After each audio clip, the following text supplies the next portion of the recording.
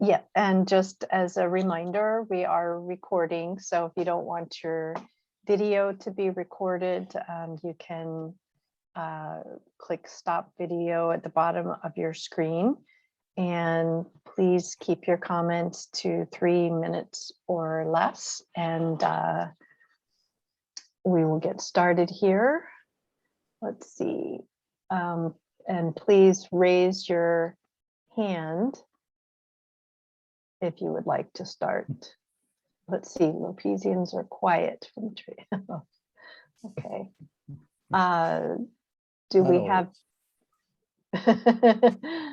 That was the chat message from Tracy. Do we have anyone wishing to make a public comment?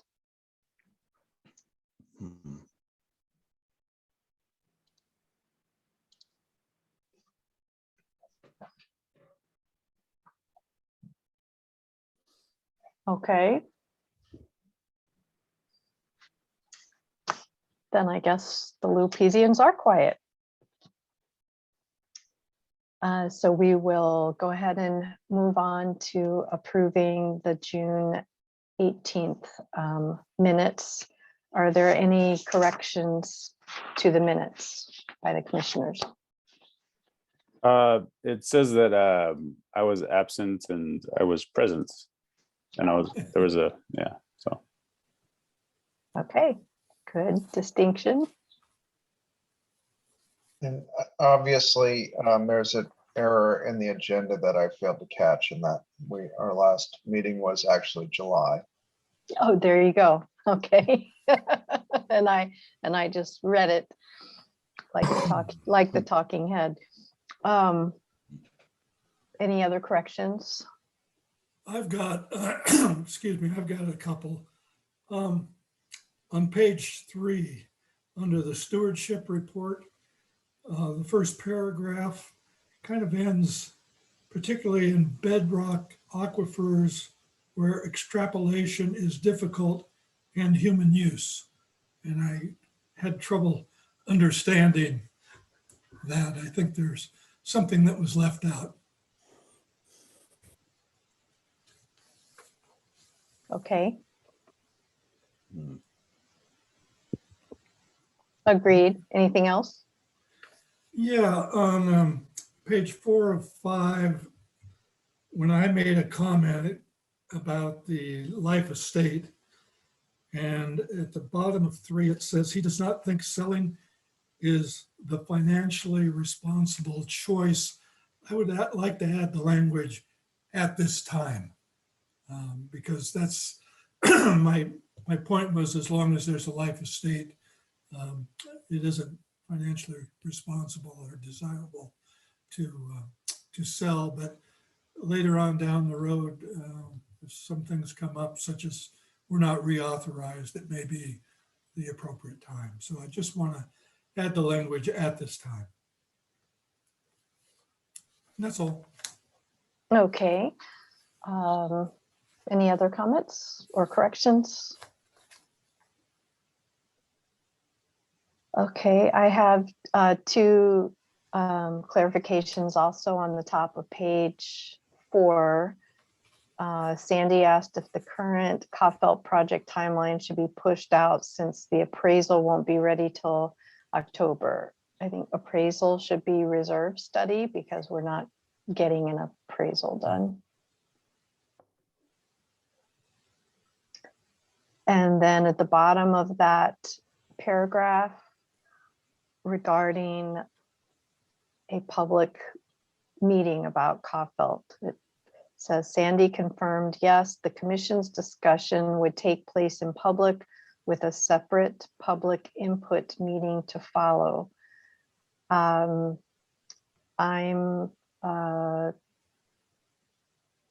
not sure I worded it like that. I don't think I'm the decider of the separate public input meeting. I have thoughts on it that I would like to share when it comes time, but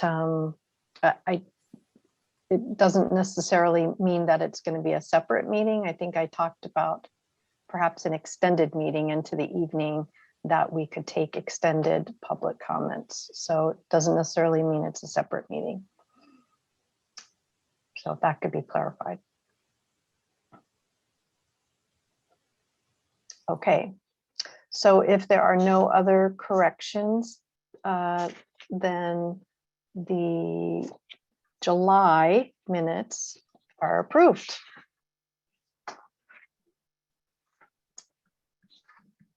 Let me get my agenda out here.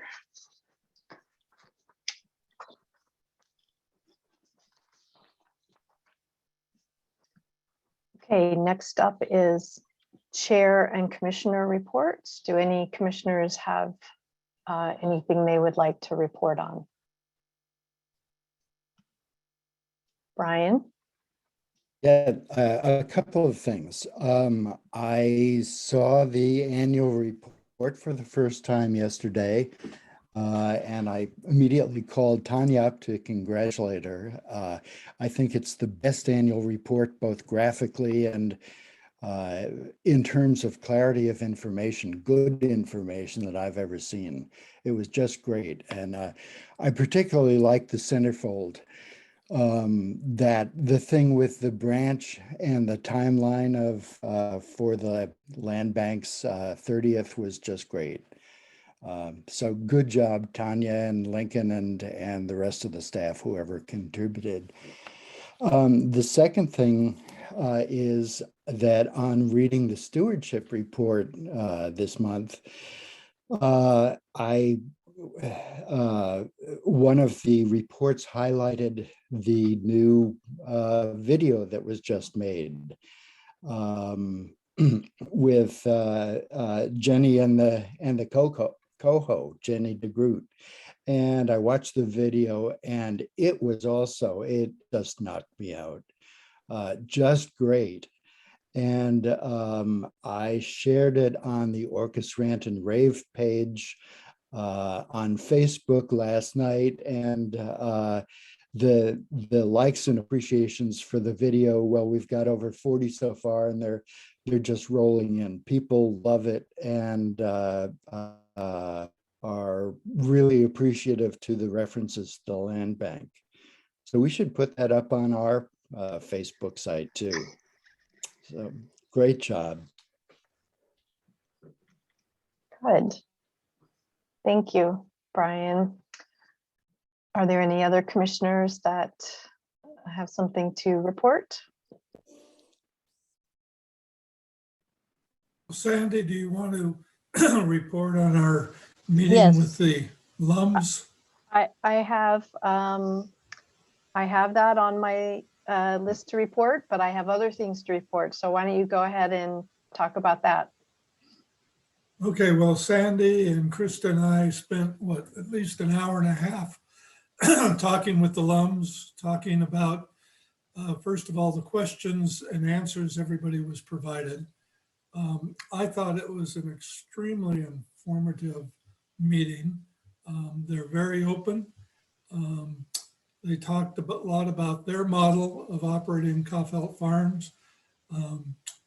We've all been engaged with it for a long time, and I think that if you look through carefully the questions and answers, I think it just is very informative and very, very helpful to all of us. And Sandy, I think that you're going to be doing a transcript of the meeting also, which I think I would urge everybody to take a close look at it. It kind of, it has some influence, in my opinion, with regard to Kaufelt Farm. Yes, thank you, Doug. I did record the meeting, so it will be available for staff or commissioners or public to see if I can figure that part out, but I definitely am going to get it transcripted and provide that copy, and it could amend the written answers that we already received. Any other commissioner comments or reports? Okay, I have one. Oh, I have two things, actually. The first one is regarding the online Polis survey. At last month's meeting, it wasn't noted in the minutes, but I had mentioned that there were a few requests we had made of Kai to better explain the survey, and I didn't see that they had been completed. And afterwards, I was corrected and wanted to point out today and have it reflected in the minutes that those requests had been followed through. I was either looking in the wrong place or needed to clear my cache in order to see it. So even though it's not in last month's minutes, if that could be reflected in the minutes so that it's clear he didn't drop any balls. And then the other little thing to note is that I interviewed Lisa Byers of Opal, the Affordable Housing Land Trust here on Orcas, and shared those responses with the communication committee. That was part of our one of the tasks that we were going to do. And it wasn't a long video, but also very informative. And she clearly stated that she does not believe the land bank has any impact on affordable housing at all. But one thing she did talk about was would like to see more collaboration between the land bank and affordable housing groups, that when a property is being considered, or that we try to leave options open for affordable housing in the future if it's a compatible use and the property lends itself. So she wanted to make that statement, and I thought it was a good idea. I wanted to share, which we recently did that on a potential acquisition, and she was very appreciative to have the opportunity to see it.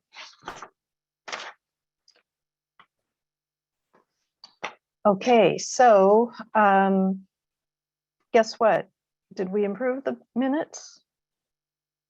We did approve Yes. the minutes. Okay, the minutes were approved. All right. Is Christine, I don't see, is Christine here by telephone for the our liaison council report, or? I got an email from Christine saying she had an off-island appointment this morning, so she's not going to make the meeting. Okay, all right, great. Thank you for that. Also to mention, Krista made it over the border to Canada. And so she also is not tuning into the meeting, but if we were lacking a quorum, she was going to, but we've got a quorum, so we're okay. Let's see. So then one thing I wanted to point out before we move forward on the agenda is that earlier this year, we had talked about only doing financial reports verbally presented to us on a quarterly basis instead of monthly. The financial reports are still included in the attachments, but this carves out a little more room for some other discussions. So that is why that is not listed on the agenda. But we do have something financial to talk about. So Lincoln will present a third budget amendment proposal.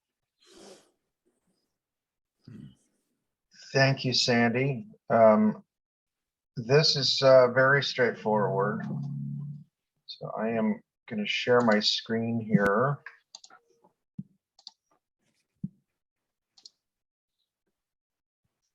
And there's really only one thing we're talking about.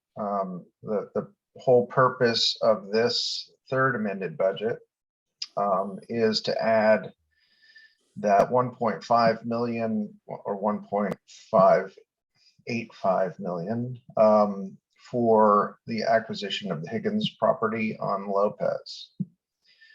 And that's it. So we needed to get that into an amended budget. Council actually has already looked at this and approved it. So this is kind of cart before the horse, as it should work in reverse, but we thought it was important to take this back to the commission and let you all have a chance to look at it. But that's really it. There's nothing else that's going on here. So we have an error on this page if they approved it as it is. Something I wanted to point out where it says 19,479, 434. That should be the same as the prior one, 10,655,330. What the 19 did is it ended up adding up the first budget of 8.8 with the next one of 10.6. So on the night, I did looked at it later, else I would have gotten this comment to you ahead of time, Lincoln. So just before we were to approve that, if that We could can be corrected. Yeah. we can certainly make that change. Good catch. The format that the council sees the budget in is different from this. So I think this is just unique to this sheet, that particular error. Okay. So we'll make that correction. Okay. You're right. It doesn't change what's in the budget. It's just just don't want the total to look askew. Sandy, question for Yes. Lincoln. Yes. Just to be clear, the last, is this a contingency budget? The last I remember, the Higgins offer hadn't been accepted yet. Is that right? That's correct. And we've got that to talk about on the agenda in a few minutes here. But this was this is our part of the acquisition of that property. We have and still have a $2.5 million offer on the table in partnership with the Preservation Trust. And we were putting in 1.5. We were going to split this 50-50, but it was necessary for us to be able to contribute that 1.585 up front. Where we are now is that the family is deliberating and wanting to see if there's some possibility of some of the family members purchasing the property with us purchasing a conservation easement. So that's what we'll talk about a little bit later. Okay, thank you. Thank you, Lincoln. So is this, are we looking at adopting this? Is that how the order of it is, that we adopt it prior to? So we had already given you the go ahead and green light on the purchase price last Right. time. But do we need to go ahead and vote on this amendment, or? Yeah, I think so. I mean, Brian's right. This is kind of a contingency budget. I don't know what the probability is of the family succeeding in the current effort, but if that doesn't happen, I am expecting them to sign the purchase and sale agreement. So we should be in a position to move forward if that happens, rather than having to come back again with another budget amendment. So if we want to talk more about this, Higgins, should we do it now or the next, no, the next portion, your acquisitions update? Yeah, I think if you all are willing to just approve this budget amendment, then we'll have that in place in case we need it. And we can talk about the latest developments in the project afterward.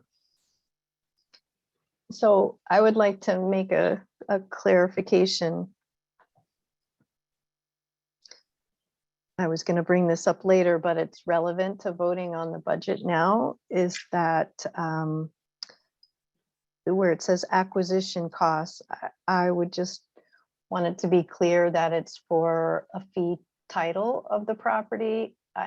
I'm not in favor of a conservation easement on it, so I don't want to approve any, myself don't want to approve any dollars going towards that.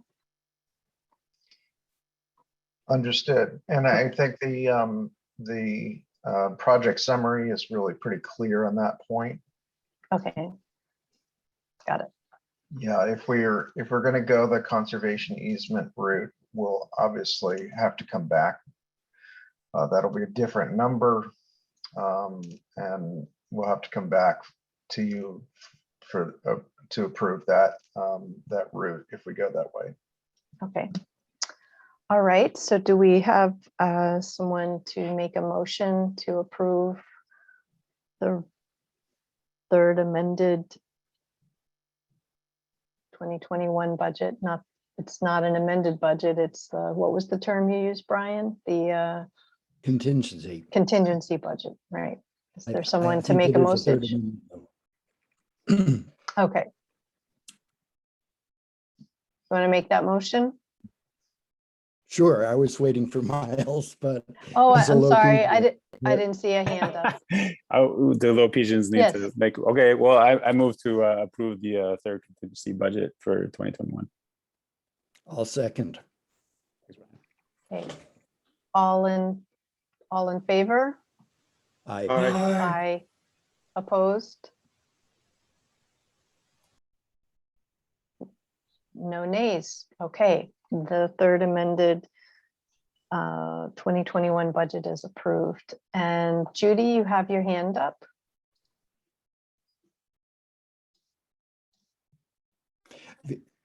she's muted.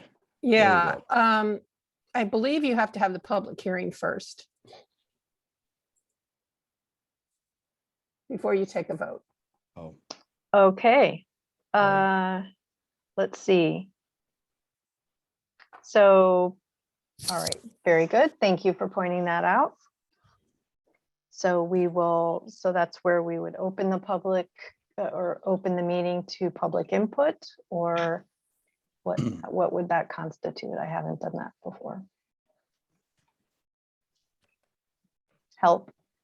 I think you just open the public hearing on the budget and get any public comment that people may want to make. And then you can close after that, close the public hearing. And then Got it. Okay. Great, thank you. So we are opening this up for any comments to make on this proposed third amended budget, which includes acquisition costs of 1.585 for the Higgins property. Does anyone wish to comment on that? Any members of the public want to express an opinion?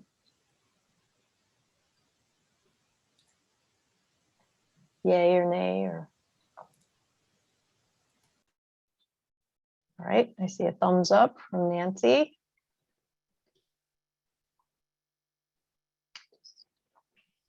Giving a minute in case someone is figuring out how to unmute.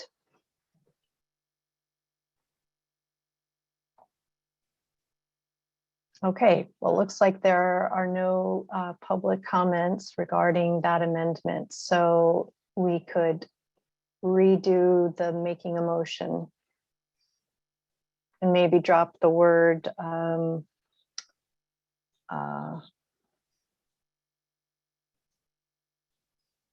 contingency from it, since that's not part of it.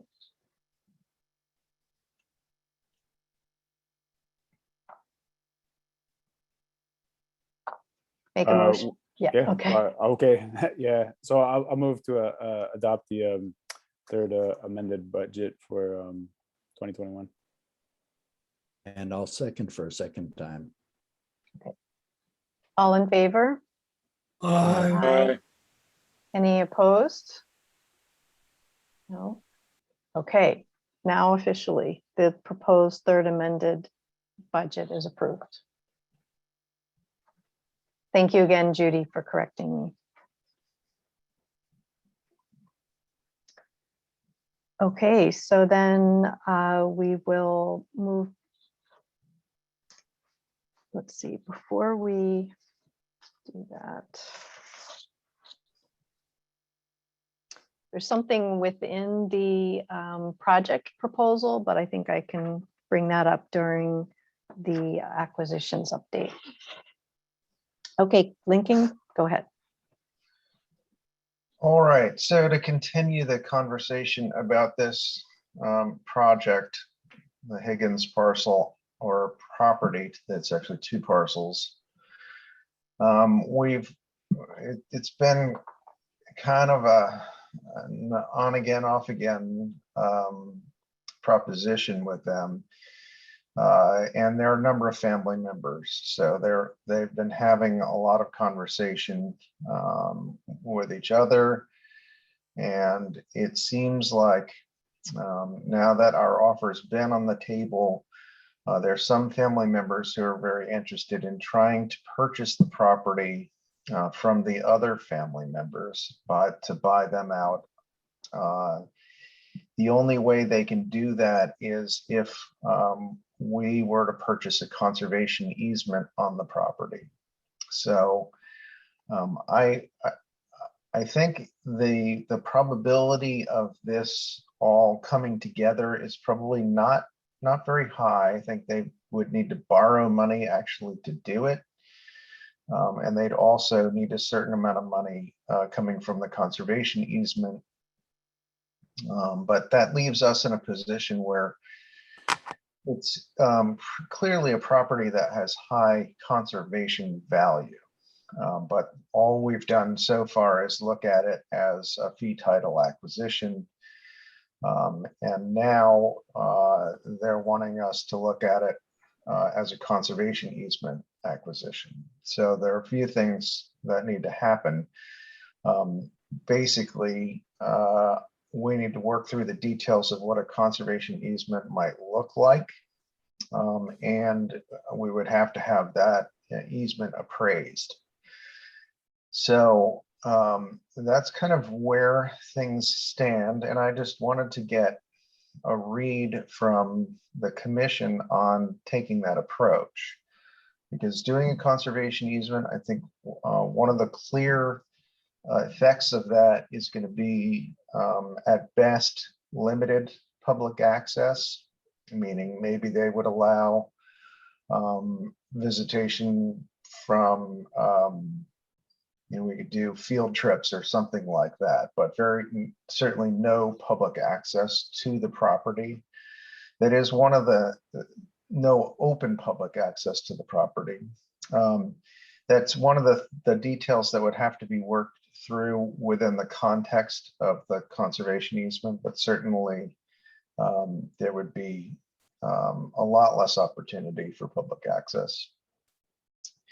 And the other pieces of the easement are going to be things like obviously not allowing any alteration of the shoreline part of the property, and likely limiting residential use to the existing structure, which is not in great condition, but that would be the idea, that they would need to stick with the historic structure if they're going to have a residence, and forego the opportunity to build another structure, which is if someone else bought this property, almost certainly what they do is build a new house, probably to take better advantage of the water views, and probably convert this existing structure into a barn or storage or something like that. They basically decommission it as a residence. So that certainly there's certainly some value in that as part of a conservation easement. But at this point, what I'm looking for is just a discussion among commissioners about this conservation easement approach. I'll add that if we do the easement, we would certainly apply for a salmon recovery funding grant to cover a portion of that cost. Those grants typically cover up to 85%, but I would imagine it would be more like 50% of the cost. I don't have a good idea of what the easement number is going to be. So there's a lot I don't know at this point. So I have a couple of thoughts about the easement. Oh, sorry, Jim, I should raise my hand. Okay. Go ahead, Miles. Well, so I have a couple of thoughts about the easement versus the title. So the property has value just in that the shoreline is important for salmon, and it's like a part of the opening to Watmouth Bay. The shoreline itself is probably not going to be impacted by any development because there's going to be a certain distance from the shoreline no matter what if they build a house. So the ecological value of the property I don't think is going to change very much if it is developed or not. It's already mostly open. There's very little forested area there. The view impact for people in the area, like on Watmouth, if I'm in Watmouth, I don't see that property really. I see like maybe the very tip where that rocky outcrop, but I don't really see the property. So it's very hard to, if something was built there, it would be hard for me to know as a user of the public lands around it if there was something happening there. It's just not very visible unless I was on a boat coming into Watmouth Bay, which happens, but it's not very, there's not a lot of boat traffic right there. So I guess the value really, I think, is in terms of connecting it to the public lands through trails that are next to it. I feel as far as like public access is actually very important for this particular property. And I think that if there was an easement that didn't have that, then the value to the land bank would go down quite a bit. So that's my initial thoughts on that. Thank you, Miles. Jim?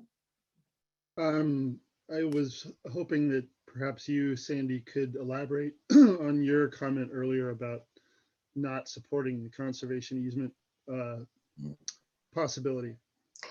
Yes, it's along the same lines of what Miles had to say in that, so this property it could be subdivided maybe once, is that right? No,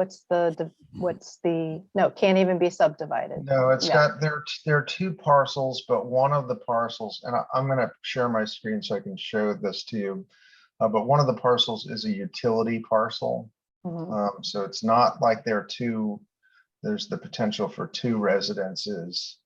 There's only one residence that's possible. So yeah, if you would put up the aerial view. Yep. Because it's yeah.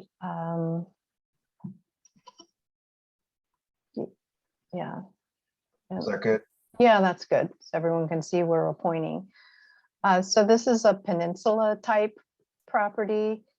I agree with Miles that there's already layers of shoreline protection along the shoreline, which oftentimes when it comes, I just heard something. Okay. Since it's already open, there isn't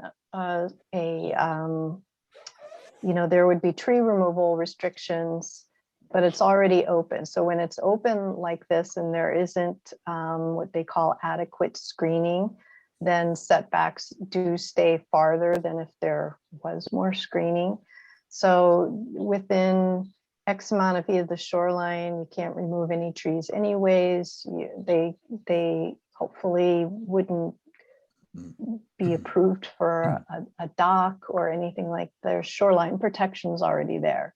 So without it being able to be subdivided into multiple parcels with multiple septic systems, I don't think the development pressure is very high, and agree with Miles. Yes, there could be a much bigger house there, but if you're really only seeing that by boat, then we're talking about a conservation easement that's just to protect a view shed for a very limited number of people. And from what I understand, Lincoln, I know you don't know the cost, but you've told us before that conservation easements are pricey and can be up to 3/4. I guess it depends on what you're protecting, but I'm just not interested in using land bank funds to what feels like help assist the family members buy out the other. I just don't think that we have a bang for our buck there.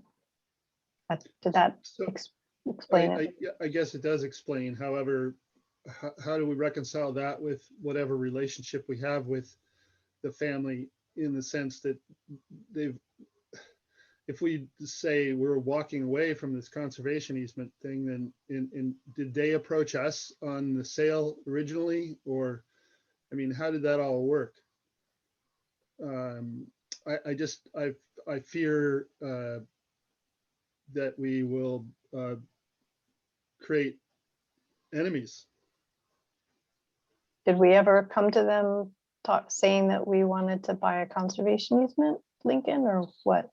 I don't know. I did have that conversation with them initially. And so they were aware that there was some level of interest on our part in doing a conservation easement. But we never talked about price or got that far with it, honestly. And it seemed like the family members who wanted to retain the property didn't have the funds to do so, which led us, the executor actually rejected that approach at one point, and wanted to put the property on the market. That's when we made our offer to purchase it. And then we weren't able to communicate with him. He was off in Alaska fishing for 2 months and came back, and decided that, well, the family is really quite interested in trying to keep the property, and he wanted to give them an opportunity to make an offer.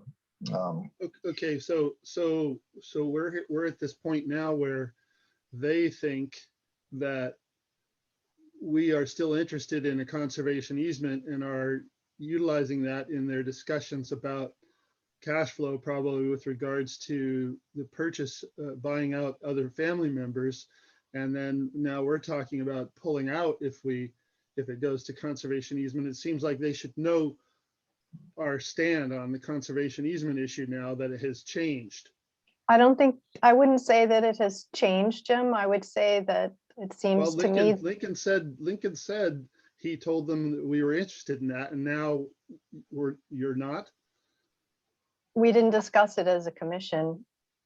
I don't recall discussing as a commission whether or not we were interested in a conservation easement. Well, irregardless, Lincoln stated that to them. Well, I think the issue here is the money, right? If they were donating a conservation easement on this property, we'd be more than happy to take it.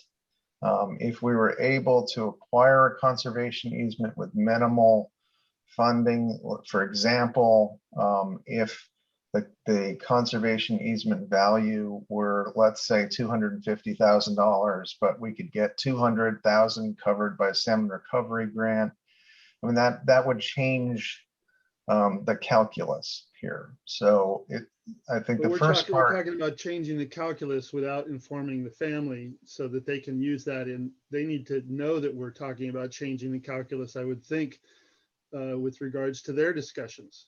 That's why we're having this discussion amongst the commission so that Lincoln can get the read and report back to the family. Right. Okay. It just seems somewhat odd to me, the It- sequence of events. It's an unusual sequence, and it's an unusual project. Doug? I'm satisfied to let Lincoln go back and talk with them about the consideration of the commission. And I agree 100% with Miles and with Sandy. I just don't see this as an appropriate property for a conservation easement. I think access is, for me, was always a big point of the property. And I think that given the restrictions on development anyway, it's, for me, it's either we acquire it in fee or not. And I think Lincoln's fully capable of communicating this in a very diplomatic way to the family. Right. Well, that's what I think should happen. Quickly, so that they can have a better understanding of their decision-making process. Yes, Brian? Yeah, I just wanted to say that I think that the rationale that Lincoln just presented, that if they were to want to donate a conservation easement, or if we could get one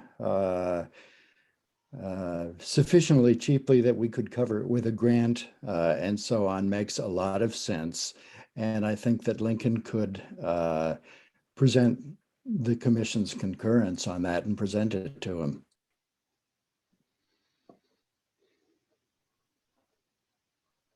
David, did you have anything you wanted to add? Well, I think that Lincoln should pursue the fee title angle if he can, and if it turns out that we have to look at an easement, we do that. I'm not in favor of an easement, but it might be better than nothing. It's not better than nothing if it costs close to what we'd pay to buy the property. But we won't know.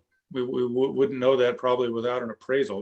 That's a ways down the road before we really even have a number to look at on that. So since we can't discuss that today, we can't look at the cost of an easement today.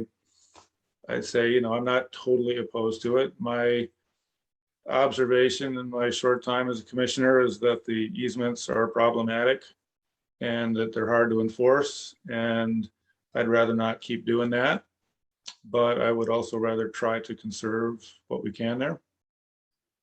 So we only have one of the two necessary numbers in front of us right now. And I understand what Jim is saying. I mean, I feel like, probably there are family members trying to figure out if they can swing this and will we pitch in? And I don't know what number they're using when they think about that. But I don't know where they'd get a number to think about that with. So I don't know. They're not here today, I guess, but they could be if they wanted to know what we're talking about.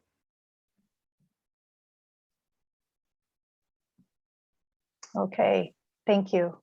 So Lincoln is the Preservation Trust. I mean, that would be another option for them if they chose not to sell. Have they talked to them about a conservation easement? I've talked to the Preservation Trust or Angela and Vicki Edwards about doing a conservation easement on this property, and their sense is that no, they're not interested in purchasing the conservation easement. So that would fall to us. Their willingness to participate in a fee acquisition has not changed, but we did talk through this easement issue. And I think for them, the problem they have with purchasing a conservation easement is that first of all, it's been difficult for them to raise money to buy conservation easements, period. that donors are really interested in having some kind of public access. And then the second issue is that since there's no development unit to extinguish here, in that there still would be a residence on the property. That's pretty clear. That's something that they have been shying away from.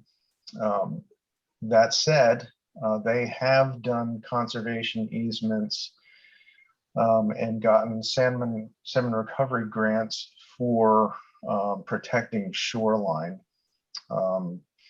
So they've done that in the past. I think they're just not interested in this one at present. So, Okay. Go ahead, Jim. so there's, so the notion of the conservation easement, there are no, let me just make sure I have this right. There are no development rights to extinguish.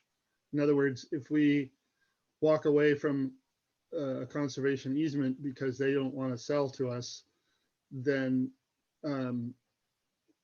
will there be further development there at the mouth of Watmau Bay?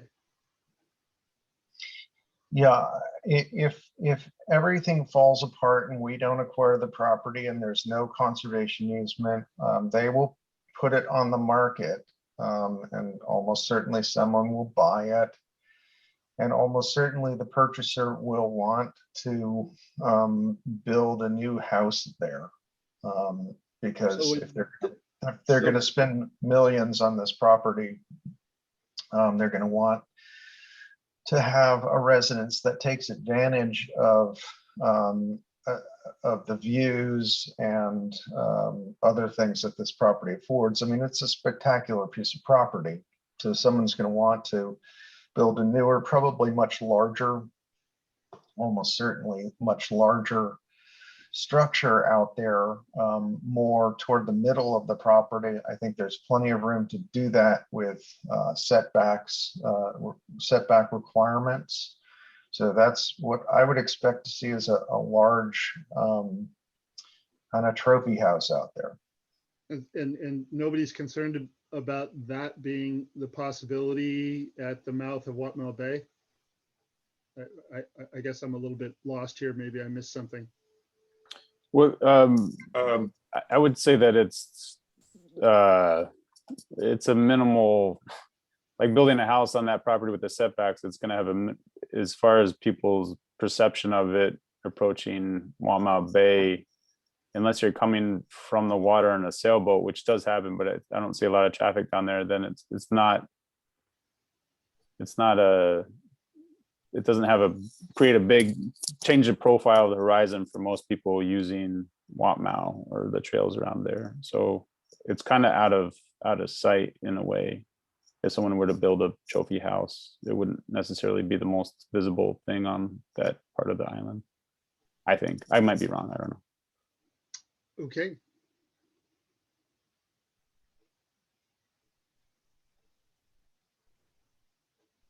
Okay, so do you want to continue on, Lincoln? Yeah, Sandy, I guess I would suggest, I know there are a number of folks from Lopez who are on this call, who are interested in this project. I think it might be a good idea just to open it up briefly to see if there's anybody who has something to say about it. And they can provide their perspective on it. Okay, didn't we do that with the public hearing on the budget? Wouldn't that be when we would talk about it? Sure. Well, It- this is a different context. So Okay, all right. Yeah, I'd like to hear what Okay. other people have to say about the prospect of it being developed. All right, we'll open it up for public comment. Raise your hand if you, Peggy, just unmuted. Hi there. Thanks for talking about this. I personally think that full protection of this property is really, really important. I think a conservation easement would be one step towards really fully protecting it. I think it is really important where and if a house could be built. One of the questions I had, and Lincoln and I talked about this, so there's an historic structure on the property. Does that count as a development right? Or does it still allow for another house to be built? I don't know the answer to that. But I think that it's the oldest house on Lopez, 1870 or something. But I think the issue of whether and if there is a huge structure house on that property would have a huge impact, I think, on the experience of Watmouth. So if you're up there on the top of Chadwick, you can look out and you can see this property. And it's part of a continuum of properties that are protected to the west by conservation easements with the Preservation Trust. So in my mind, I have talked a lot with the younger members of the family who are really, really trying to work hard to see if they can keep this in the family ownership. And they're kind of trying to scrabble together money in a really very earnest and thoughtful way. And the easement would potentially help them, but it might not be enough to really get them over the top to be able to make an offer to their uncle who is the executor of the estate. But they're really trying hard to try to keep it in the family. If that does not succeed, then I think full ownership by the Preservation Trust and the Land Bank is really, really important to what is going on down there in that whole part of the island. So I guess I don't agree with some of the comments about whether or not a conservation easement would be worthy or of value, because I think it could help cite where a house might go. And you know, what the value of that easement is, who knows at this point. But it's just kind of one step along the way of trying to protect this property. So anyway, thanks for working on it. And I really, really hope that we can kind of pull this one together and see it protected. Thank you, Peggy. Any other members of the public wanting to make a comment? Nancy Green, Tom Cowan, Tracy Cottingham, anybody over there? I'm happy to speak. Can you hear me? Yes. It would be possible to decommission the old house and build a new house on the property. And decommissioning it would mean removing the kitchen. Pretty much that would be all that would be needed to decommission the older house. I agree with Peggy. I think this is a key piece in a lot of work that has gone on over many years down there and is continuing to happen with some of the adjoining neighbors. As you know, the Preservation Trust was able to get a salmon recovery grant on McArdle Bay, which is a key area of ecological importance. And we continue to do more work in that area. So it's a very important remnant for Lopez. And so I would be supportive of trying to make it work in whatever means possible. To that end, I wonder about a possibility of offering some type of life estate and maybe restricting some kind or restricting some kind of building potential out there. I think it's great that the family's trying to stay engaged. And I think the residents that are currently out there are doing a good job and would be excellent caretakers of the property if potentially it could be acquired. But anyway, that's all I have to say. Thanks. Thank you, Nancy. Yeah, I'll Looks just like- go ahead and say that I hadn't thought honestly about the idea of a conservation easement on this. And I should start off by saying my comments even though I'm on the board of the San Juan Preservation Trust, it does not represent the trust at all. It's just my personal comments. I want to say that I appreciate the thoughtful discussion that the commission's had on this. I think that's really important and good. So thank you for doing that. just my initial thoughts on this is that I basically concur with what Peggy was saying. I think that the idea at this point should not reject a conservation easement if that's what happens to come up. The reality, we ought to look at all alternatives. Preferably would be fee acquisition, but if that did not work out, I think you should at least explore the ideas that Peggy was suggesting in terms of conservation easement. Thank you. Thank you, Tom. And Sandy, this Yes, is yes, Tracy. yes. Tracy, and is it possible to ask a question as opposed to just a comment at this time? Sure. So let's say the conservation easement was approved and the land bank paid the monetary amount for that. Can a first right of purchase be worked into that? So down the road, as Peggy says, this is a stepping stone to help preserve the lands. Can there be a clause that means the owners can't turn around and sell it without the land bank considering it first? Good question. That sounds like a great idea. Yeah, that's totally possible. And they're just to prepare everybody, there is most likely going to be a value attached to that There would right be. of first refusal. Mm-hmm. Well, then you're looking at that stepping stone to preserve it into the future, where you wouldn't have necessarily the family turning immediately around to build that large house if there's knowledge that there's already financial constraints. So the build out may not happen for quite some time, but the conservation easement would give us time to allow that next generation to consider what they're going to do and then potentially sell it in the future. So it sounds like we would need a lot more information.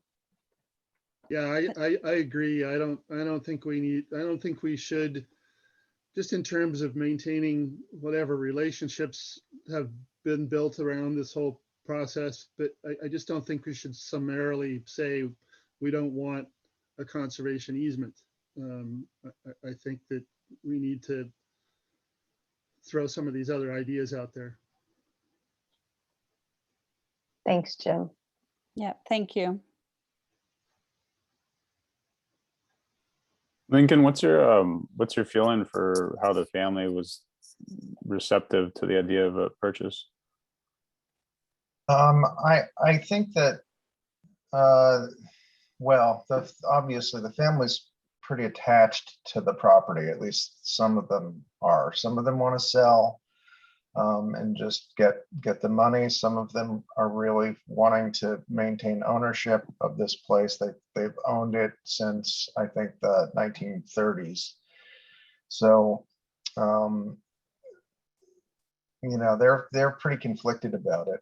I think if they're going to sell, they do want to sell it. They do want to see it go into conservation, which is good. But I think that we probably need to, we need to work with them at this point.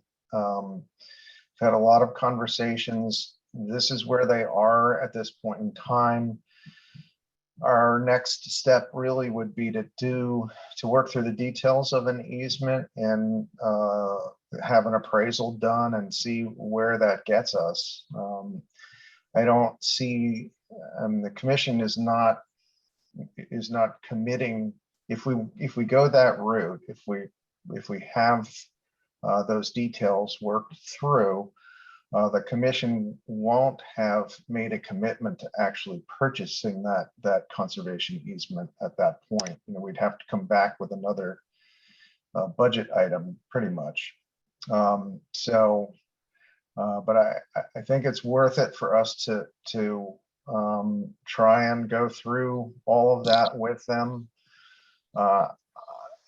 I think, as I said, I don't know what the likelihood is that they can actually come up with the funds they really need to do this. or whether the executor is going to agree to the price that they're able to pay or anything along those lines.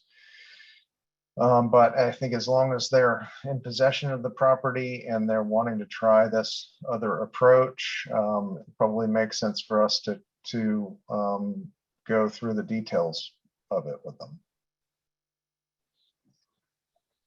Yes, Brian. With two thoughts. First, just a response to Nancy's suggestion about a life estate. It seems to me that while in some circumstances that can be a really good solution, it sounds to me like the folks who want to hang on to this property are the younger members of the family. So what does a life estate really mean? You know, that extends it way into the future. Second thought is that if the Preservation Trust has indicated very clearly that it's not interested in a conservation easement, then we've lost a partner, and it reduces our ability to do anything about purchasing an easement individually. So I just think we should present that to the family. And if we're talking about the additional costs of an appraisal on a conservation easement, which we're not really sure we want anyway, the ball is in their court to make us an offer, and it should be a really good one.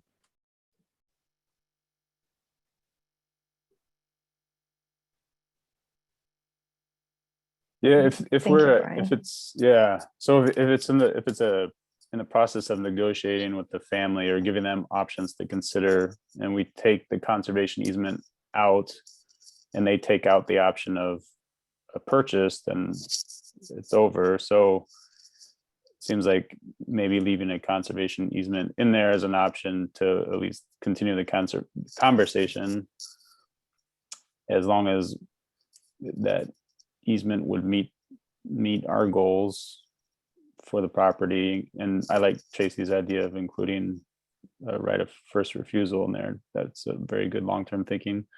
So, and we don't know what they are going to request for that conservation easement either. So maybe it's going to be really low, maybe really high. I don't know.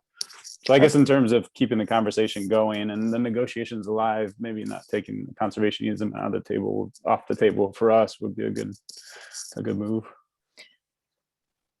I think, Brian, your idea of, I'm sorry, go ahead. Yes, David. I mean, I don't hear anybody here saying we're taking it off the table or that they wouldn't support it. Am I wrong? I think that's true.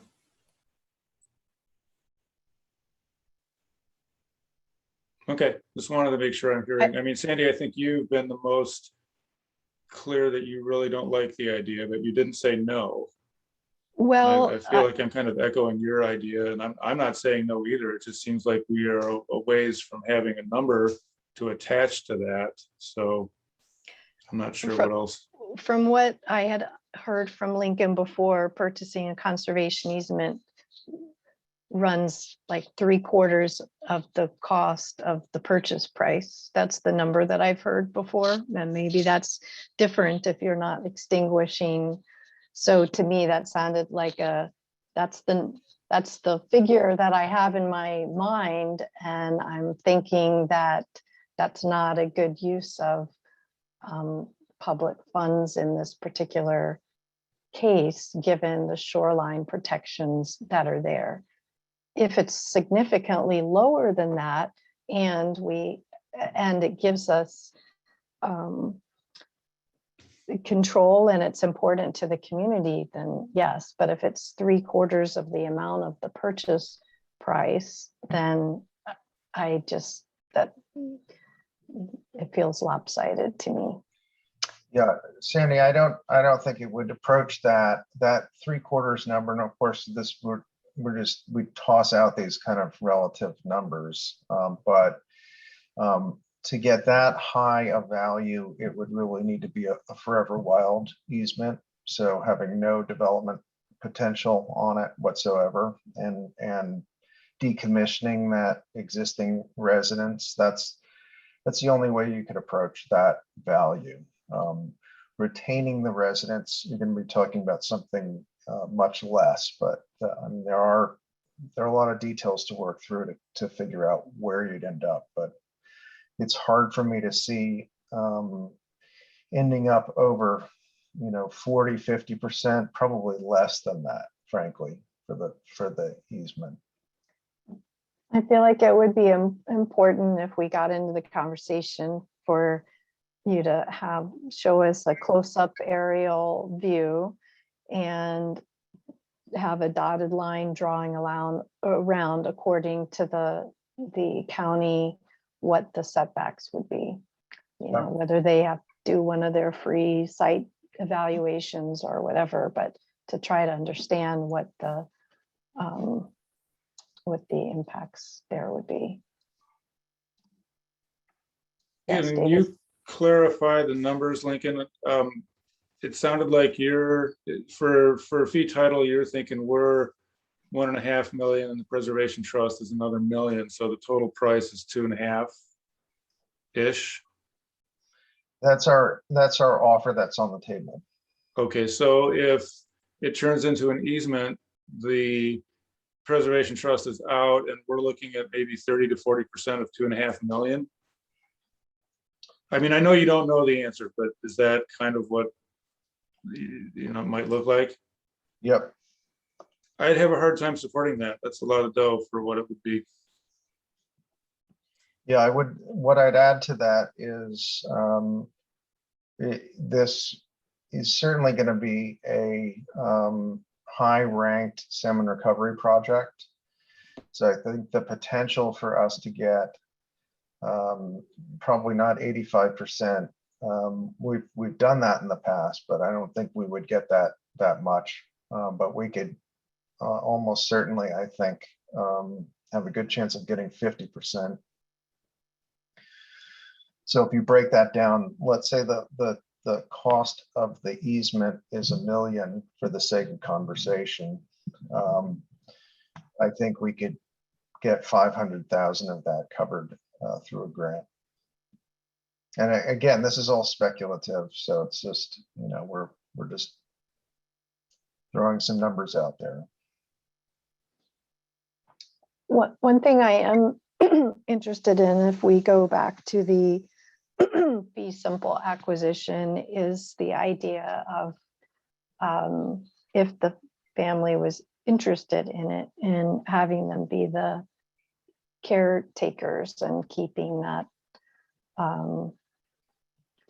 house and homestead. And I don't know how we would erect, split rail fencing or something that could kind of, yeah, I'm not sure how that would work with public access, but that's something I'm interested in if they are.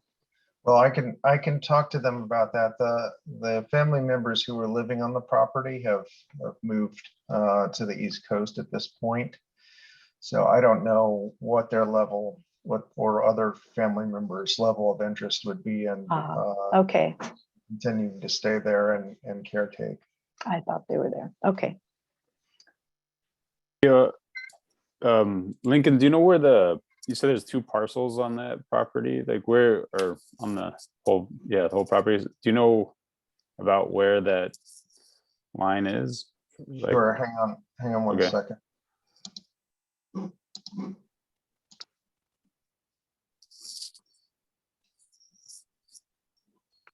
So that tail you see there extending off to the southwest, that's the second parcel. So it's right here. This is the utility parcel. The line is basically right there. So the main parcel, well, this is not quite right. The line is going to be like here, possibly, with this being the utility parcel and the remainder being the main parcel of the property. Does that answer your question? it does. It doesn't really provide anywhere to go, but it's good to know.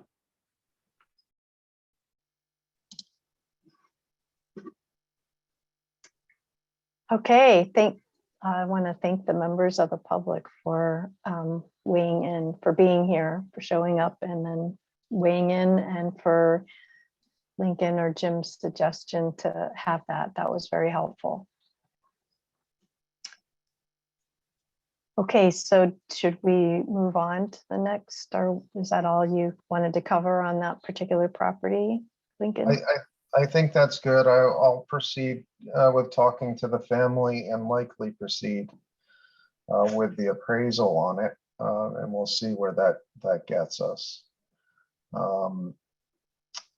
And the other part of this, I will add,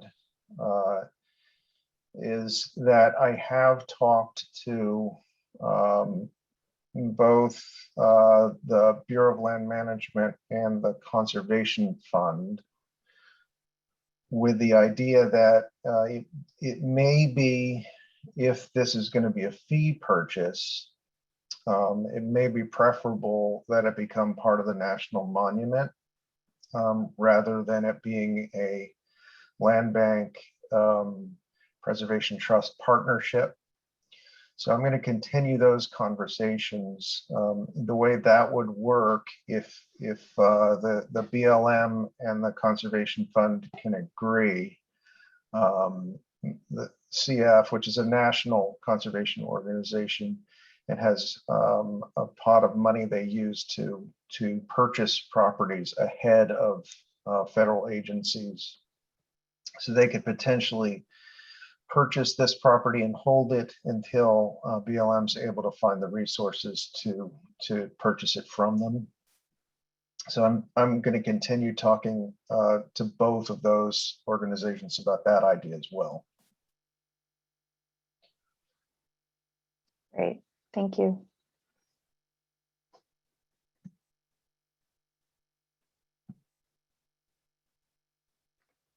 All right, would you like to move on to the next topic, Sure. Lincoln? Next topic. The next topic is considering resale of the northern parcel on Entrance Mountain. So I don't have a good graphic here, but I'm gonna, hang on, what am I doing? I'm just gonna show you this.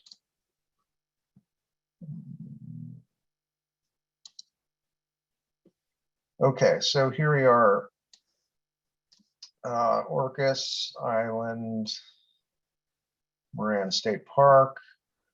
These parcels here are our Entrance Mountain Preserve. Along with that, we own this 10-acre parcel, which is disconnected. So again, these are the other pieces that we own. And here's the one we're talking about. So what we're thinking of, when this property was purchased initially, it was put into the conservation buyer program. So the thought was it would be resold with some kind of conservation easement on it, rather than the land bank retaining it as a preserve. So that's the point where we are right now. We've held the property for quite some time, but there's the potential to resell it. There is a willing buyer for the parcels, one of the neighbors, but of course we'd have to have it appraised, and we don't have to figure out exactly what kind of easement would be put on the parcel, whether it's just something that restricts building site or whether it's a forever wild conservation easement. Obviously, there's going to be a big difference in price depending on which type of easement we want to put on it. That will greatly affect the market value of the property. So the thought here, though, is that this is something that's been in the works for quite some time. kind of makes sense for us to follow through on it. And so that's what we're talking about. I did want Peter to weigh in a little bit about the condition of this property. Just because if we're going to retain it, I would like to know, what we're talking about in terms of management costs over time. How's my audio? Not so great. I'm gonna stop the video here and see if that helps. Any better? No. Not really. What's going on here? I think it's my computer, not my internet. Not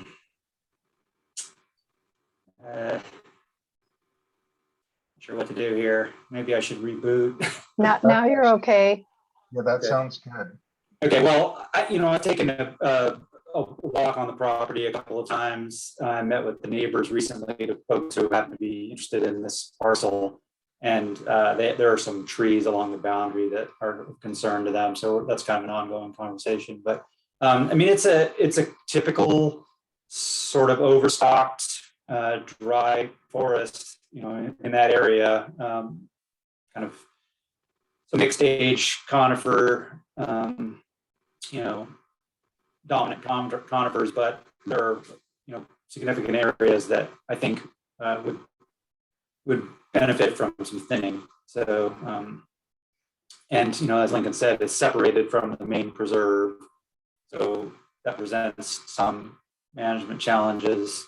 The owner that's between it and the rest of the preserve is keenly interested in forest management and is actually working with me right now, kind of on some kind of plan to do. She wants to fund some thinning on the preserve on our property, surrounding her property, and that's to be determined whether we would even allow it. But she would like to pay for it, so we're having a look at that. But so yeah, it's a little bit of an outlier. It's a nice piece of property, but it does, I think, require some investment. We haven't really done anything there to date, but just looking at broader forest issues around that area, it looks like it to me that it could use some work.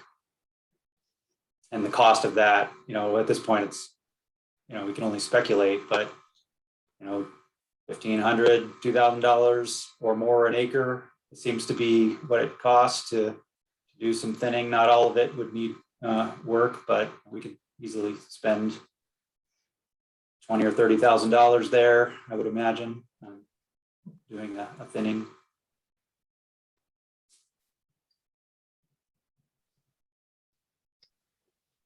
So I've spoken to the neighbor also who's interested, who you're referring to, who is actually on the call today as well. And just to clarify, we haven't had any extensive discussions, just some email correspondence. I think, and Megan, you can correct me if I'm wrong, I think what they're interested in is of purchasing it with a forever wild conservation easement so that it wouldn't be developed. I think that's probably the neighborhood sentiment, but if in case I'm wrong about that, Megan, do you want to say anything? Do you want to correct me or? Sure, Sandy. No, thank you. That is exactly what you're exactly right in terms of what we're thinking is that our preferences were the downhill neighbors, and we have the two lots below, and the neighbor who owns the lot above is not planning to develop that lot. We have a house on our lot and not planning on developing the lot below us, and so we are all collectively interested in not seeing that developed. And so we're very interested in the forever wild easement, I think. If that's what that means. Okay. Thank you. Yeah. So Lincoln, are you looking for a direction from us today or a consensus on Yeah, I think whether to pursue?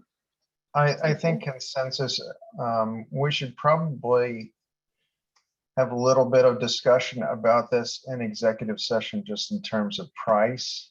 Because I want you all to be aware of the possibilities there. But I'm really looking for consensus on moving forward with resale. I would like to take this up in executive session. Thank you. Brian?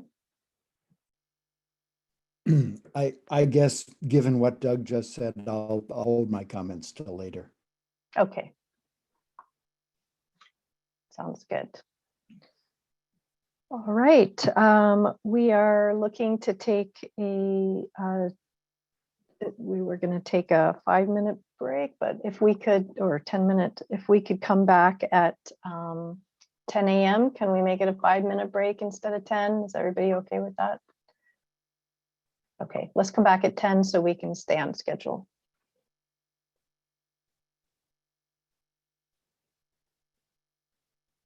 And thank you. We're recording again. We'll move on to the stewardship report, which is going to be a discussion of the draft agricultural program goals. You want to kick that off, Lincoln, or?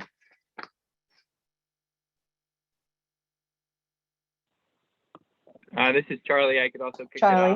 it off. Okay. All right. Yeah, I'm on my cell phone. Hope you can hear me okay. So yeah, what you received is first draft collaboration between stewardship staff and Lincoln, Peter, Doug, Jacob, and myself, and really a goal to get overview of kind of where we're at with our agricultural program and where we're heading. So we steered away from more policy and looking more towards higher level county policy that exists, and there's already some policy with how we go about leasing farmland. So this is more of an overview of objectives and goals that we outlined. And I guess the conversation now is how to proceed. I foresee you guys having plenty of input, so having some time to review and give us feedback and work towards a document that we're comfortable sharing with the public for review. Alternatively, if you are comfortable right now, we could share with the public sooner, but I anticipate plenty of feedback. I guess we can kick off the conversation there.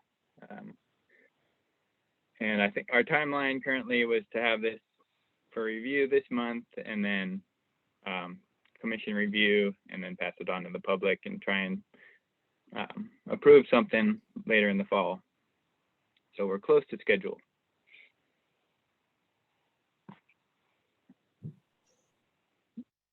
So I guess I'd like to pass it on to the commission, questions or comments, feedback, on to you guys.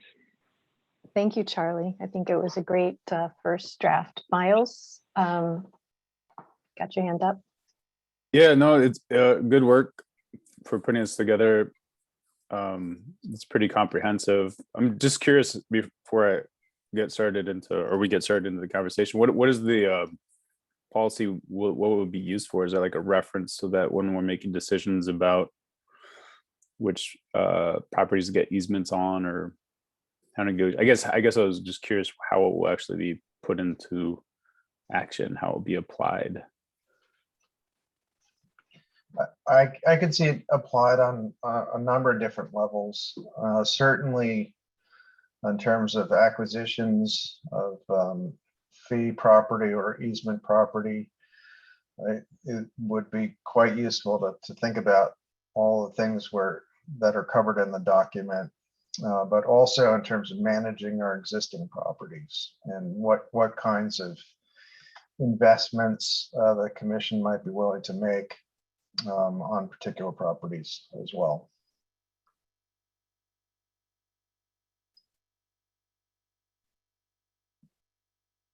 did you have a follow-up comment? Miles, you said that was the first, your No, first. I Okay, mean, just before the before we conversation get starts started. in general, I just wasn't sure if it was supposed to be like a reference document or like an overarching policy that we're gonna be, stuck into following, or just, yeah. So that was good. Thanks for answering that. Brian? Well, just to kick it off, pardon me. I thought it was a really excellent document, really good work. I have a bunch of thoughts and questions and comments, most of which probably don't bear discussion here. So I'll pass them along to staff just to think about. But there's one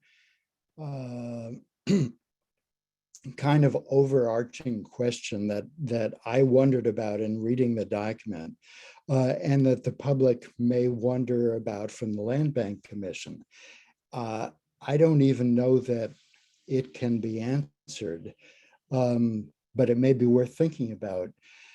That is, there are a bunch of big and significant agricultural properties for sale on Orcas right now at price unobtainium.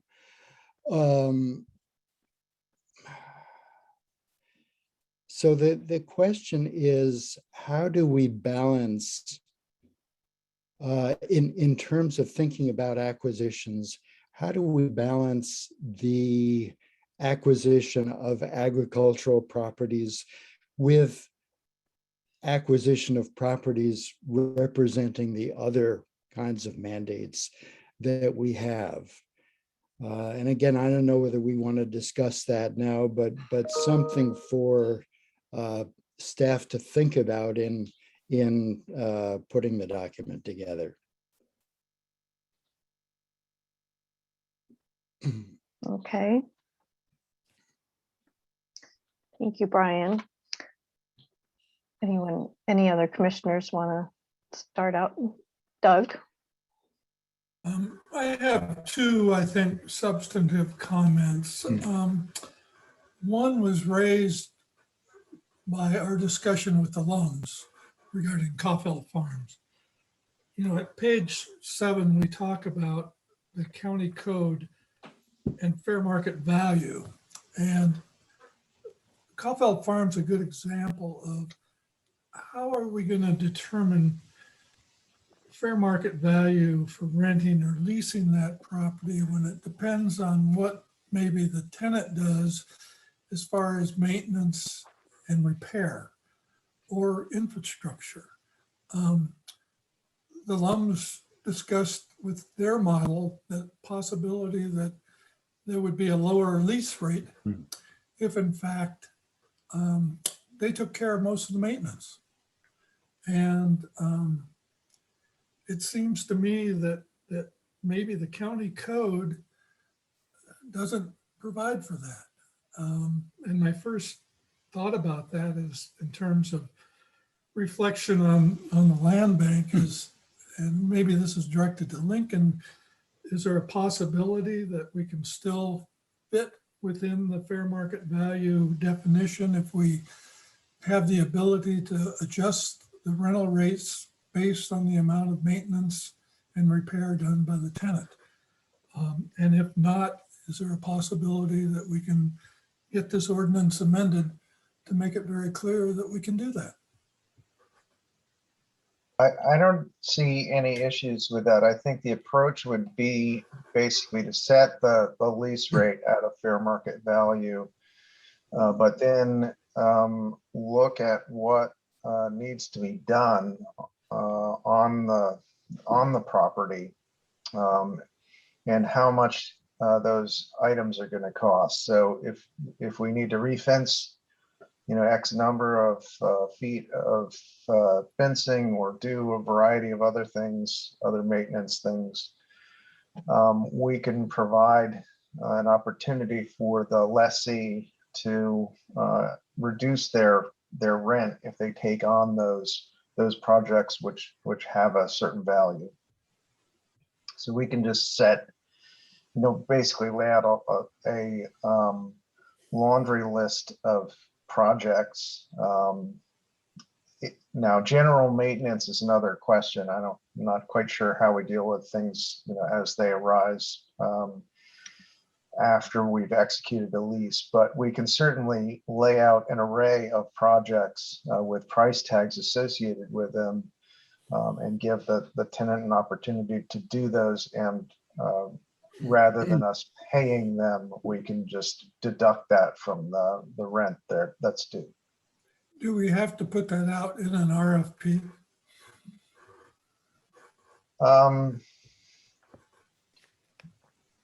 Well, I think it would be part of the lease RFP. So we would have people who are proposing to lease the property submit their proposals, and so we could outline that potential in an RFP, and then have those submitting lease proposals address it as to what they're thinking they might be able to do. But the real issue really is just, it's going to be coming up with the price for various items and how we address that. Okay. My second item, and by the way, I agree, this was really well done. I really appreciate it. Very helpful, and mostly I agree with it. But on page 8, with regard to leasing objectives, it says assemble a lease committee to rank and select proposals, including members of the agricultural agencies and organizations. I'm not sure I'm in agreement with us in each and every case of leasing that we should have to do this. It seems to me that I would prefer not to have this in our entire program, and then on an individual basis, we can consider, as we did with Caulfield Farms, to do it. I just would prefer not to see something like that in the leasing objectives. I agree with that comment. I agree with the comment as well. I also think that statement probably doesn't belong, well, it probably belongs better in a different section, since it's not really an objective. I don't think it's.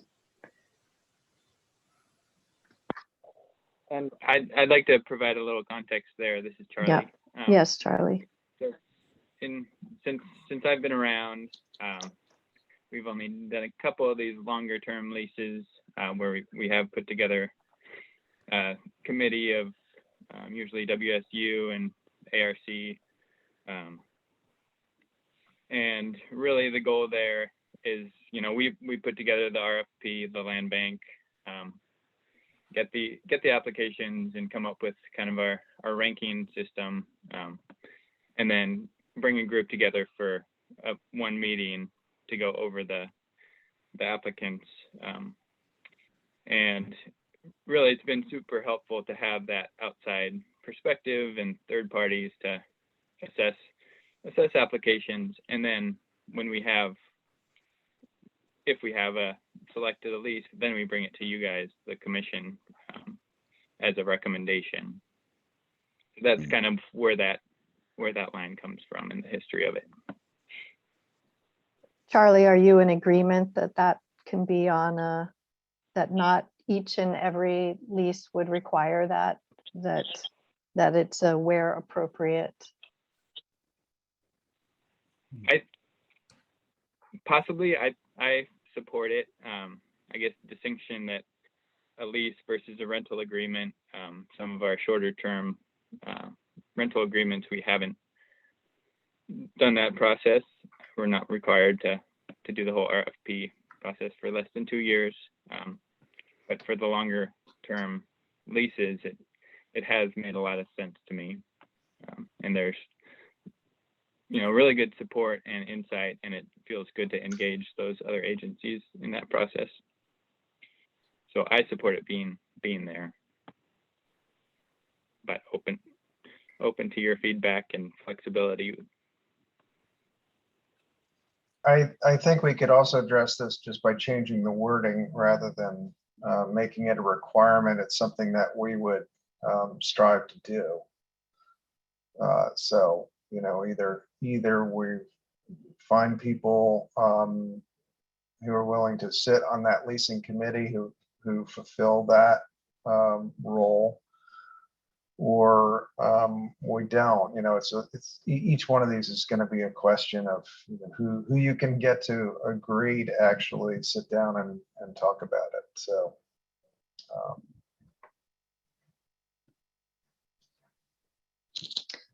Peter, did you have your hand up? Did you need to weigh in on something? I was going to comment on the topic of having lessees do work on the property. I think that it comes down to questions about state and county contracting rules and applicability of prevailing wage rules.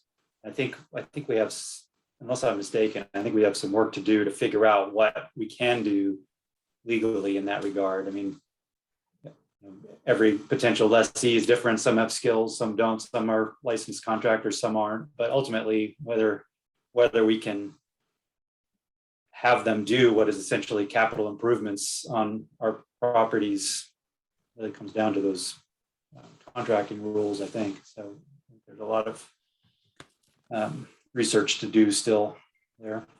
So. Okay. So I have a number of comments and input to provide. Like Brian, I think that part I would rather just do by email. I have highlights and can send it back through. But I think we should spend time talking about some of the significant overall policy directions amongst the commission here while we have time. Let's see, which I had. One of the things I wanted to talk about was our policy on housing. Let me get up here. It's a pretty long document.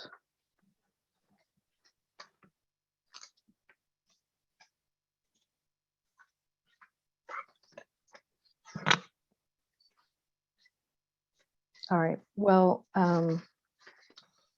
anyone else, I have to find my place here. So if anyone else has other substantive things, subjects to bring up about it, let's go ahead and get started.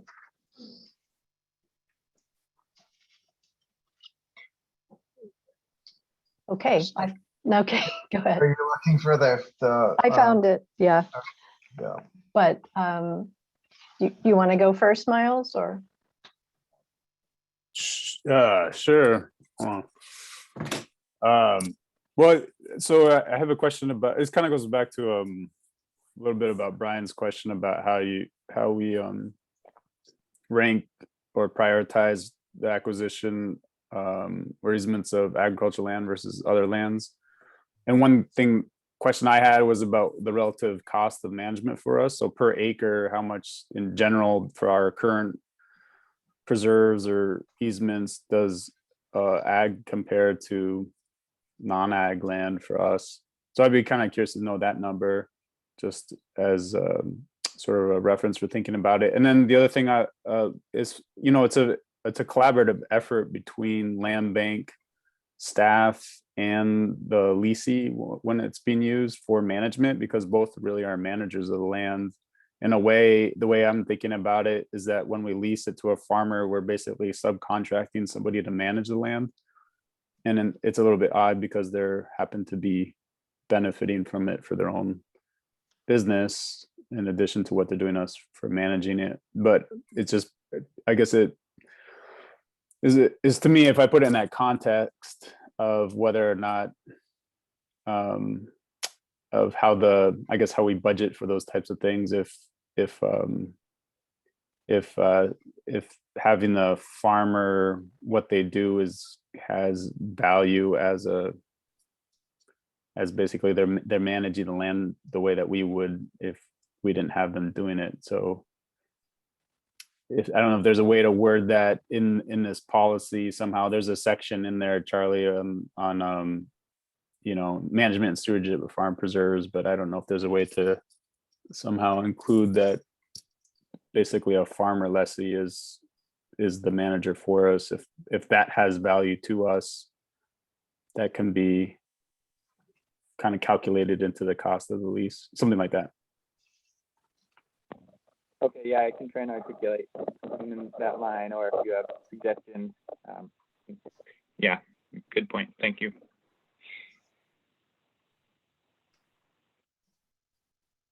Okay, so on page 6, under housing development, and I think it might be mentioned somewhere else,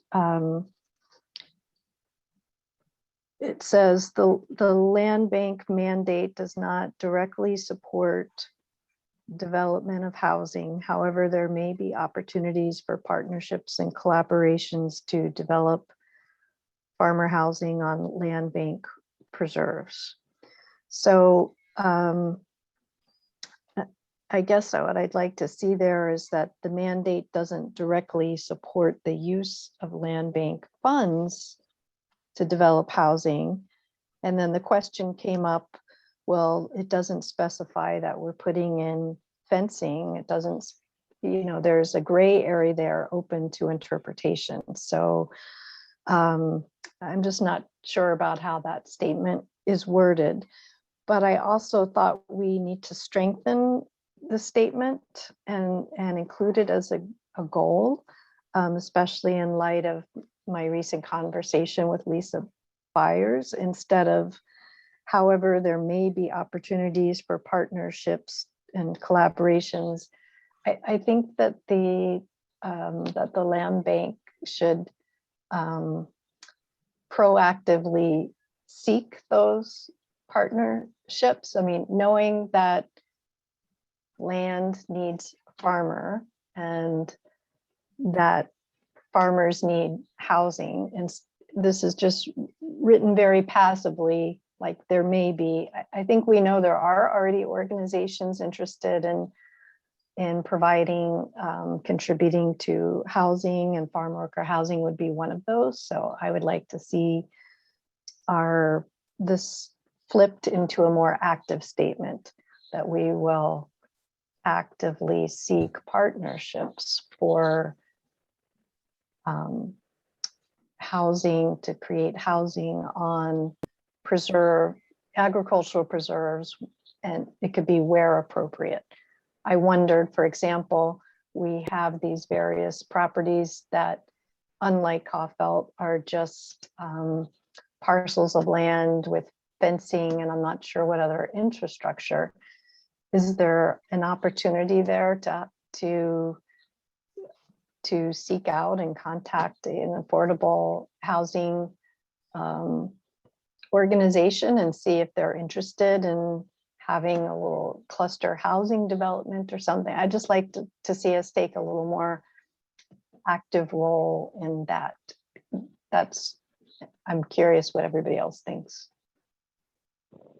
And Sandy, maybe you're seeing this too, but the objectives below that line, the last 2 bullets there kind of speak to that, but we could strengthen it says consider developing dedicated farmer housing on land bank farmland properties with partner organizations. But wording we can just strengthen. Yeah, just strengthen it. I understood that it's mentioned, but I'd like it, personally would like to see it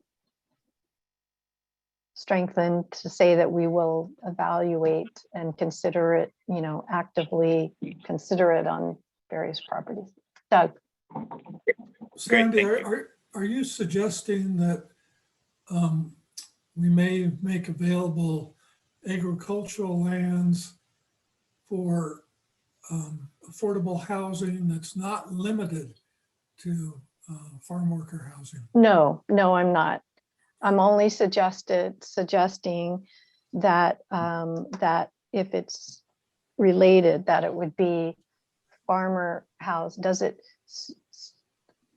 strengthen the use and the care and ongoing productivity of the land? Would it strengthen it to have farmer housing on site as opposed and being used for other things and gardens, etc., as opposed to just haying? And I don't know if we have lands that are appropriate for those additional uses, but I'm just curious if we can marry those two and help solve maybe some housing and help young farmers have better access to the land, maybe even by living there. Only in related to farmer or farm worker. Brian? Seems to me one thing we need to consider there, and I'm going to be immediately over my head technically, but of that housing, how much of it needs to be seasonal because more workers need to be accommodated in the summer season, in the growing season, and how much of it is year-round season. The other thing that we might want to think about, and I don't know at all whether this is going to be a popular option, is what about farm stay housing? I don't know whether we want to get into that, but anyway, all of those would be questions, I think, for partners.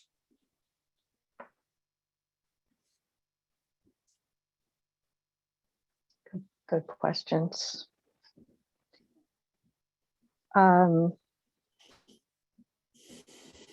So anything else anyone want to add anything on housing? I'll just add, just in response to Brian, that on our agricultural conservation easements, we are looking at these issues, these housing issues, including farm stay. And so we're making provision in those easements to allow for it, with the idea that it will increase the ability of the landowner to stay on the land and continue to farm because they have that additional revenue. Great.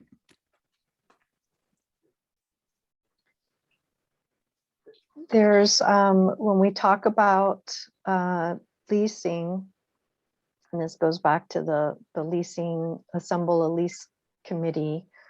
I was wondering if I would like to see something laid out, a section that talks about lessee selection criteria and process. So maybe take that one section that says assemble a lease committee and put it under an area that talks about how we would go about selecting a lessee. Like, for example, it will be advertised, it would be based on a point system, it would be, I just want to clarify that we have an open and transparent process, and the way the one sentence is listed out, the land bank typically publishes a request for proposal. Is that just typically, or we advertise requests for? It sounds like it's kind of optional whether we're going to put it out there to the public. So I wanted to kind of clarify how we are going about selecting lessees.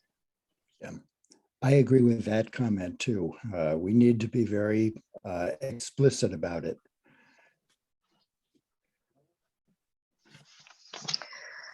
That's on page. Okay, that's on page 7. And then, so at the top of page 7, going back to housing, I see there's a bullet item. It says, when housing exists on acquired farm property, if assessed and deemed structurally sound and habitable, it will be maintained by the land bank with priority as farmer housing. I'm wondering if you're, the word maintained can be construed in 2 different ways. One would be just protected and set aside to be used for it, and the other would be actually performing the maintenance on the building. And if so, I think that that's unclear by using that term, and that maybe a better way would be to say, if it's structurally sound and habitable, its priority use shall be farmer housing, or its only use shall be farmer housing, but maybe not use the word maintained, because it brings into question what we're doing with the buildings, and all of that is up to lease negotiation or potentially housing partners that would be taking care of the buildings and not the land bank. Just a little thing. So if you, does anyone agree or disagree with that? Or I agree. But if you can provide written. yes, yeah, I'm backup gonna here. I'm gonna follow up all of anything I say with, we'll have written. Perfect, thank you.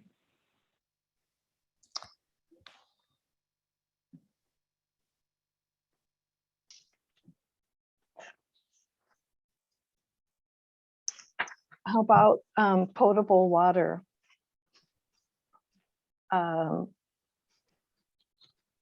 There's a section on page 10 that begins agricultural compatibility with other core values.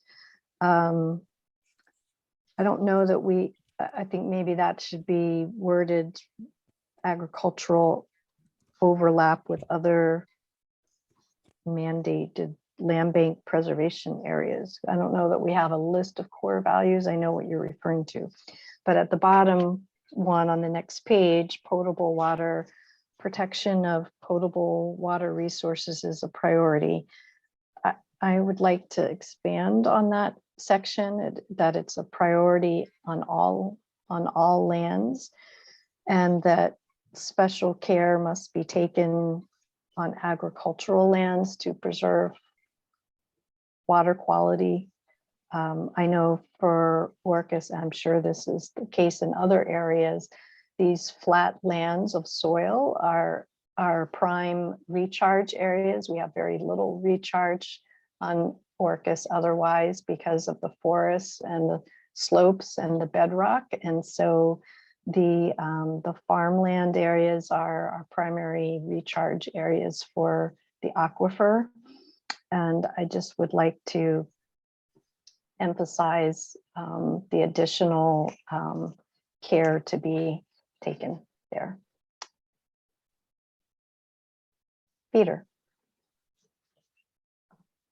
I was about to raise the water topic where you mentioned it. And this is partly a comment and then a question, I guess. There was some language in the draft that there was a kind of a tension in some of the language around water resources, potable water, natural water resources like streams and wetlands, and then agricultural water resources. And, there are some statements in there that are somewhat conflicting and could be viewed that way. I'm just curious if you all had opinions or about that tension and were comfortable with the way things are presented, or want to see anything different there.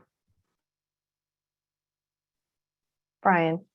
Yeah, just to respond to that, Peter, it's one of the things that I made a number of comments on in my draft. And I just think it needs to be clarified, and it's a complicated issue in that it goes both ways, but agriculture poorly managed has a great deal of potential to harm the groundwater. It certainly competes for groundwater uses. So I don't know what the answers are, but we definitely need to suss that out a little bit and clarify it, I think.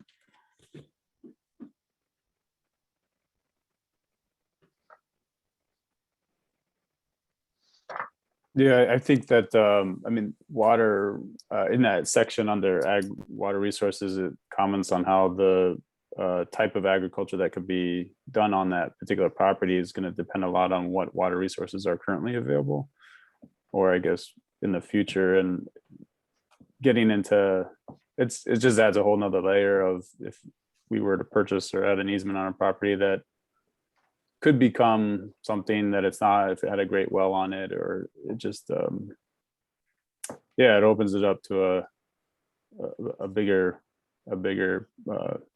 issue. Whereas if we evaluate a property for what it already has and deal with what it has, yeah, they're two separate things. I think it needs more clarification.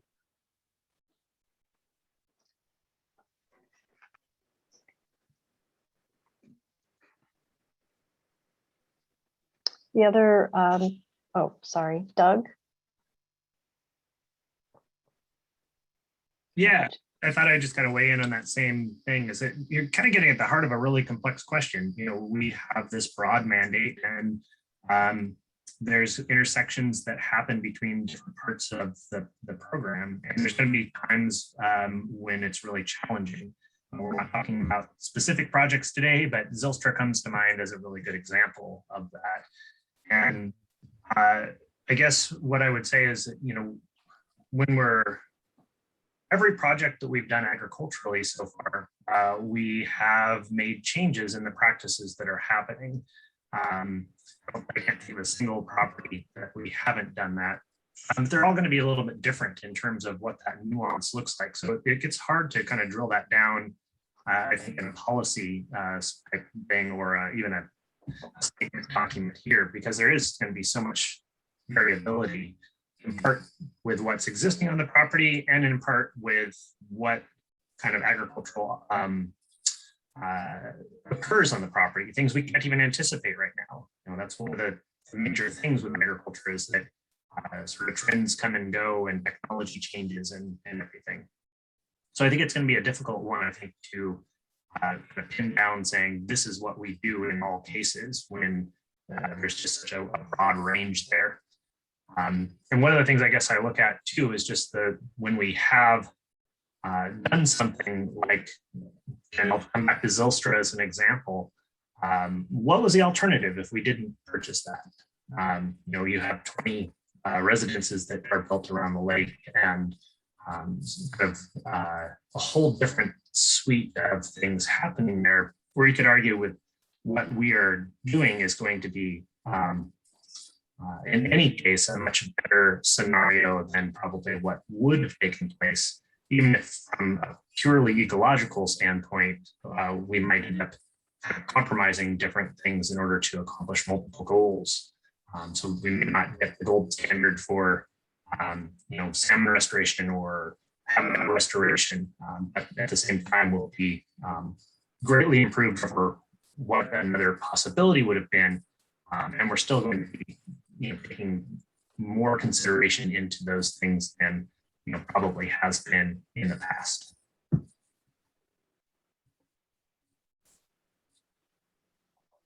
Thank you, Doug.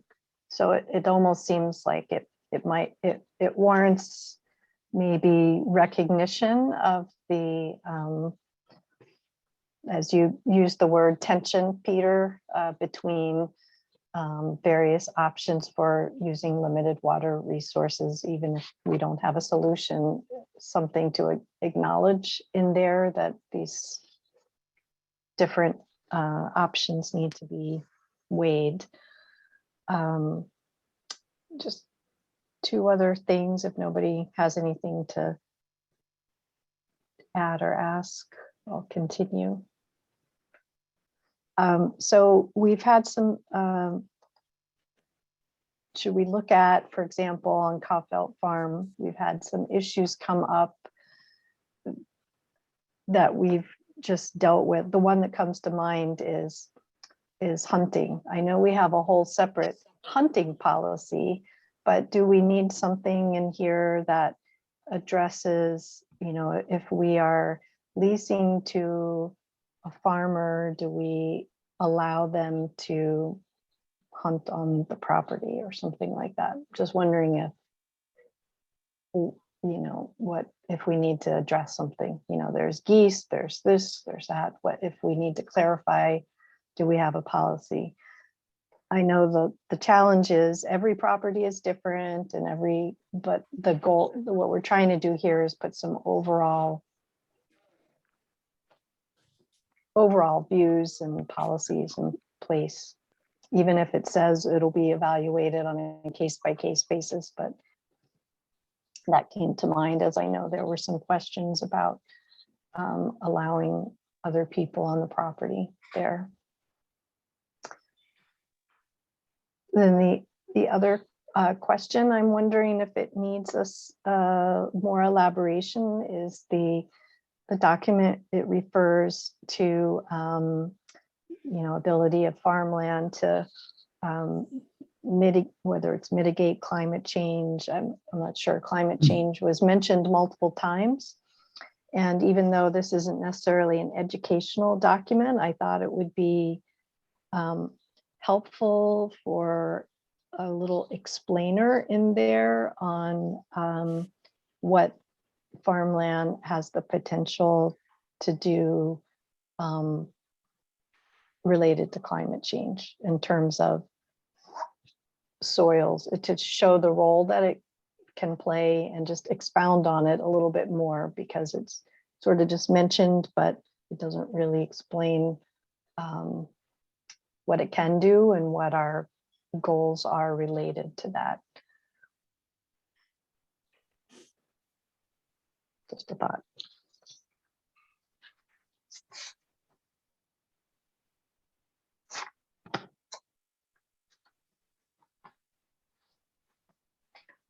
Again, I would, Charlie, I think it's just a incredible first draft that came out, and anything that I said, and I have other things, I would put it in writing, so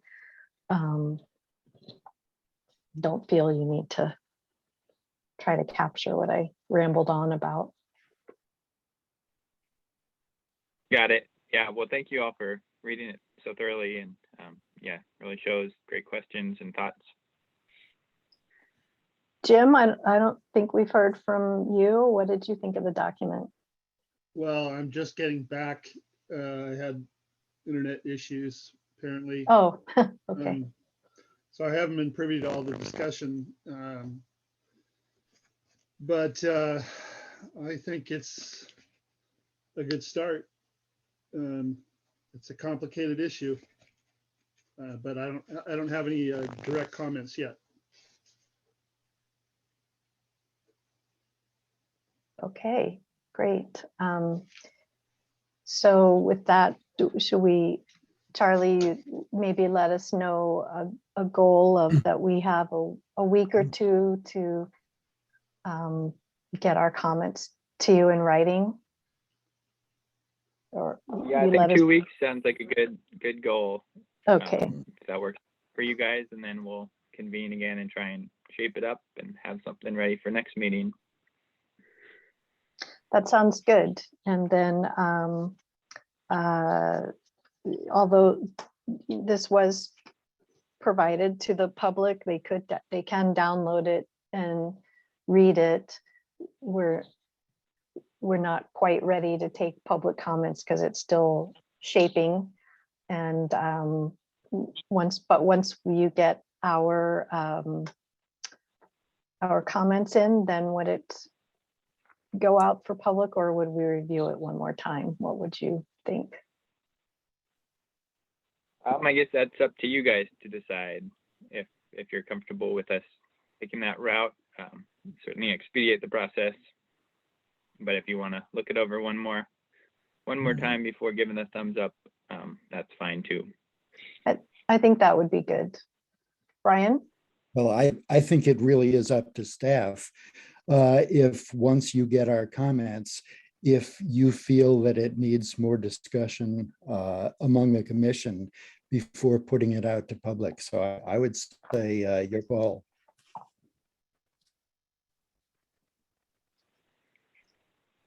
Okay, do you guys want to agree on that and give us the go ahead if you're all comfortable?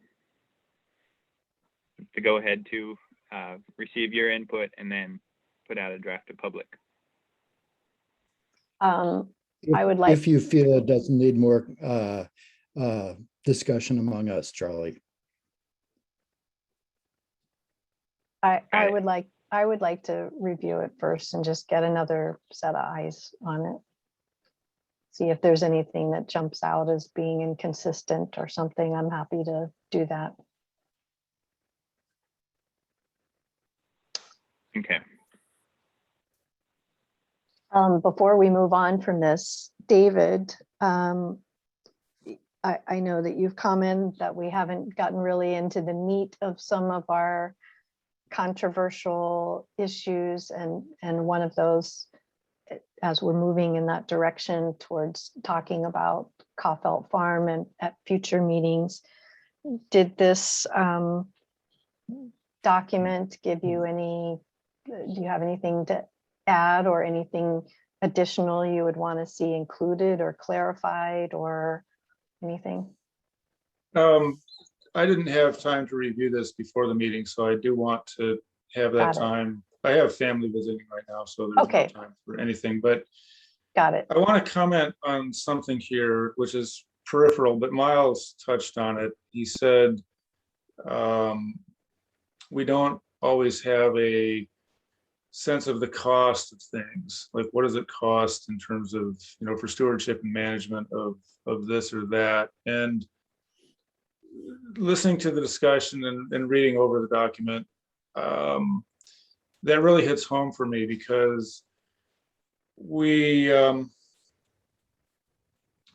do proceed a lot without really quantifying the future cost of things, both in terms of money and in terms of staff time and effort that's needed to do things. I mean, we were talking about, okay, could we incorporate farm worker housing on a preserve somehow? And what I think when I hear that is, okay, so there's a pretty significant management, like design and management chore there for somebody. Who's going to do it? Do they have the time to do it? What is it going to take? I mean, I don't see our staff expanding. I see the same people, the same number of people involved over a long period of time now. So I guess I'm feeling, I've talked to you about this, I think, we need to quantify things more. And we need to use hard numbers for stuff, and we're not really doing that.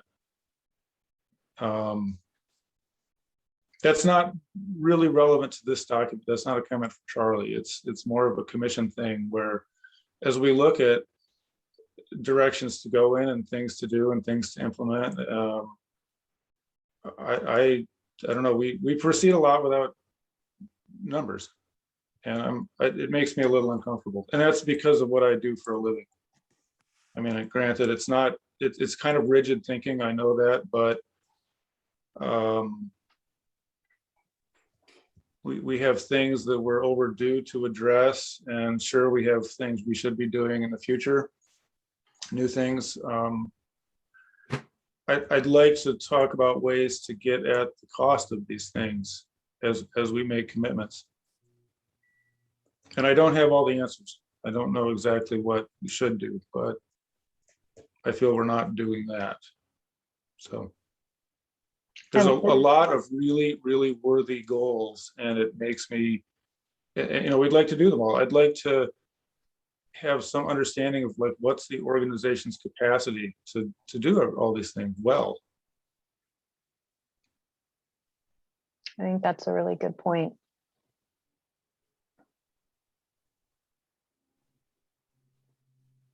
And that's primarily related to stewardship and management, because we know obviously the cost that we're looking at and deciding on has to do with acquisition, but what we're not really involved in is stewardship management, staff capacity. I mean, that's all falls under Lincoln's umbrella, but if we're putting forth goals and we don't necessarily know all of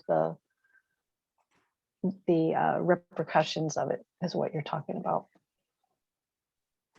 When we talk about making a new acquisition and opening it to the public, there's a lot of work that goes into doing that. I live pretty near Zolster. I go by there a lot. There was a lot of activity there for a long time to make that happen. And there's ongoing activity there. Do the same people do the next set of jobs associated with opening the next place while they're still doing the management of the other places? And do the costs that we pay to do the next project take away from costs we should be putting towards other things that we've already committed to? I mean, that's kind of that's where my mind is stuck.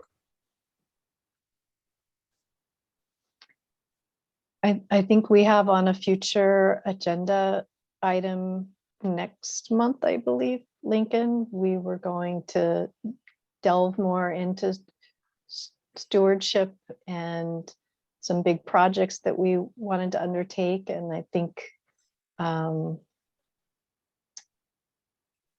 putting that together with what David says, it would be helpful to see in context overall, you know, what does it cost to get a preserve up and running? Or I know different preserves would be different, but somehow before we can say, yes, we should spend this or buy that, are we taking from something else that we should be doing?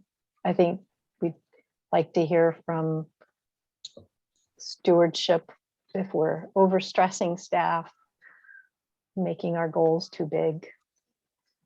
Yeah, I hear you, David. I'm in agreement. Yeah. Okay, I don't know if other commissioners have any discomfort over this. It's possible that I'm the only one concerned, and there's a good reason for that. So I'm perfectly willing to be told that I should relax and it's going fine. But I mean, I deal with the future cost of stuff all day long, and that's how I'm conditioned to think. And we don't do that here. So I think this document that is actually going to be a helpful tool for looking at those future costs when we are considering acquisition of an ag for preserve or easement, because we'll have to consider if the water, the infrastructure, all that will need to be built on it, what the actual cost will be in the future. I think with this document will give us a much better blueprint for coming up with that estimate of what the true cost will be, and then being able to compare that to what the other options are at the table and whether it makes sense to do this versus something else. So I'm very much in agreement with you, and I think all the ag lands in my mind. This is why I was originally asking for a comparison of what the management cost per acre for ag versus non-ag currently, because in my mind it seems like ag is much more expensive because it's just more labor intensive. There's all this kind of stuff on it that requires a lot more attention and time. So in my mind it's more expensive, but I don't know the exact costs. So I agree with you, and I think we could do better. David, you're not alone. Yeah, I agree to David. It's an important consideration, and while you can't quantify everything, you can certainly track past and current expenses and learn from those. So I think it would be an important effort.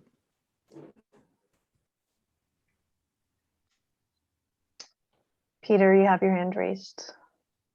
Yeah, just hoping, I mean, I agree we can certainly always do better projecting, forecasting, et cetera. But just so you're not all worrying excessively, I mean, at the staff level, we're all, individually contributing to budgets that we develop based on our understanding of our personal capacity, our professional capacity, grant funding opportunities, the knowledge that we're not going to suddenly staff up. So, I'm looking out 5, 10 years on Orcas, trying to figure out what, how projects might roll out and what I can handle with Kayla's help. And so, yeah, there's a lot of planning going on and a lot of thought going into this, but we can certainly do better, and we can do better conveying that to you all. Pardon? Yeah, right. You were just going to say Yeah, conveying, yeah. sharing it Yeah. with us. Yeah. Okay, great. That's a thumbs up, Brian. All right. So next up is the outreach and volunteer report. And we have just, if that can be brief so that we can get into our close to our 11 a.m. close. I know there's a lot to report on, but It can be brief. yeah. So aside from what was in the report, just I'd say in the last couple of weeks, I made a list. Been working with the CD on Orca Recovery Day events, and also Great Islands Cleanup, but with some of the changing protocols around COVID. I think the Orca Recovery Day events, we'd already planned. Last year they did a week long, a different talk every evening via Zoom. I think we'll still do that.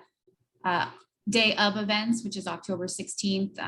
We have some planned on each island right now, but we'll see what comes down from the county. I feel hopeful that we'll still be able to host the events, most generally planting. And the Great Islands Cleanup is just starting. They're revamping as well. I got an email yesterday that there won't be a in-person event sponsored, but stick to what they did last year. And just updating the website and working towards supporting Eliza with the plant sale. So we'll have another virtual plant sale in September. I don't know if anyone's had a chance yet to look at the update on the Salish Seeds page, but we've got the logo put together with the trust, and a plant guide will be going up after the meeting today. I worked on that and it should be ready to go. Great. And also, I missed the last communications meeting, but we are planning to have our community conversation series later this fall in November. Is that what? Yes. And we'll talk about that. I think maybe get a little bit more into logistics at the next meeting. I don't have the calendar in front of me, but I think it's technically the second week of, the first Tuesday is the second week of September. Okay. So I'll get an agenda out and an email, but yeah. Got it. You're on track. Okay, so one thing I had thought of for the Orcas community conversations is maybe that would be a good time to have to include Kaufelt to get community feedback. I know I had said we're not having a separate meeting, or I'm not sure, but we could pick a topic we had talked about before and focus topic, and that's just an idea to get more public input. Okay. Okay, so thank you, Tanya. I think you're doing a great job. Got lots of things going. We are going to enter into executive session to discuss acquisition of real estate, and then we will come back online to discuss future agenda items at approximately 11:25 and adjourn 11:30. All right, so if if those of you who are not part of staff or commission could log off, and then Tanya, if you could shut off the recording and then bring it back on.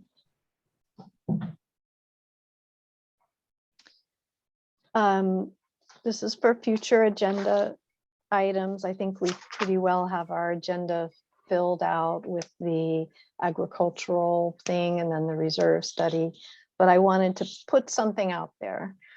And it was something that was brought up at the community conversation series by someone on Orcas.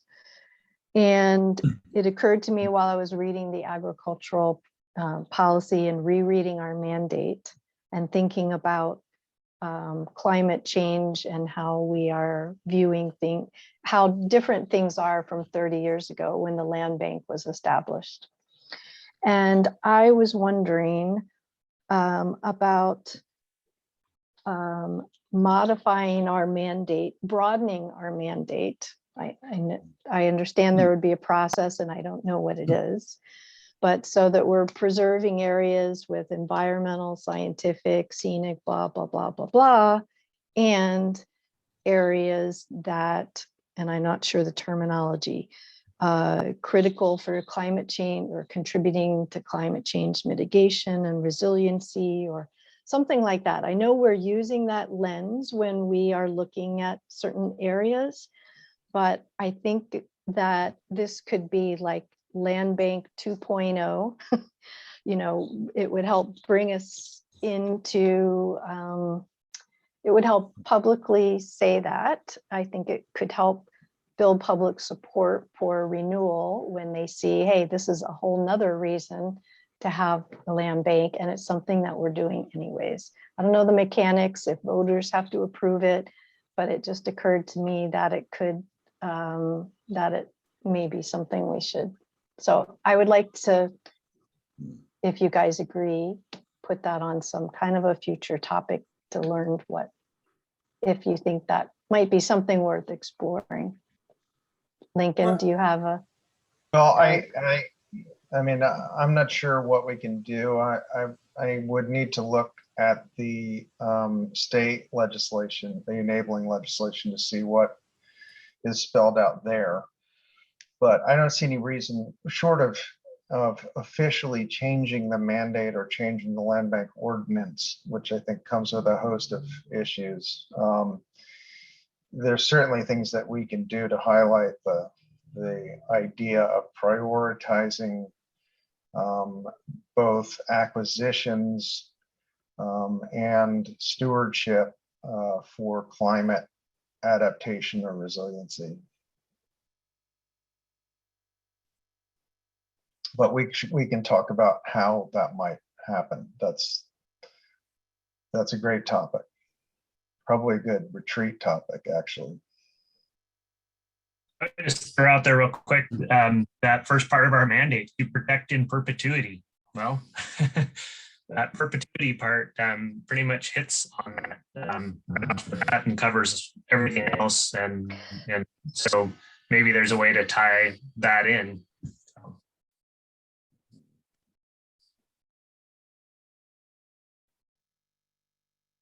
Okay, shall we conclude?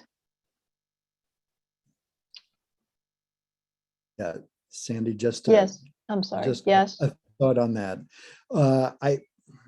I think I'm not saying that we shouldn't do that. I don't know what it would involve, but I think that there are also other ways to do it, as we're doing and as we might do as part of the renewal campaign. I think that that's a good idea and would be important.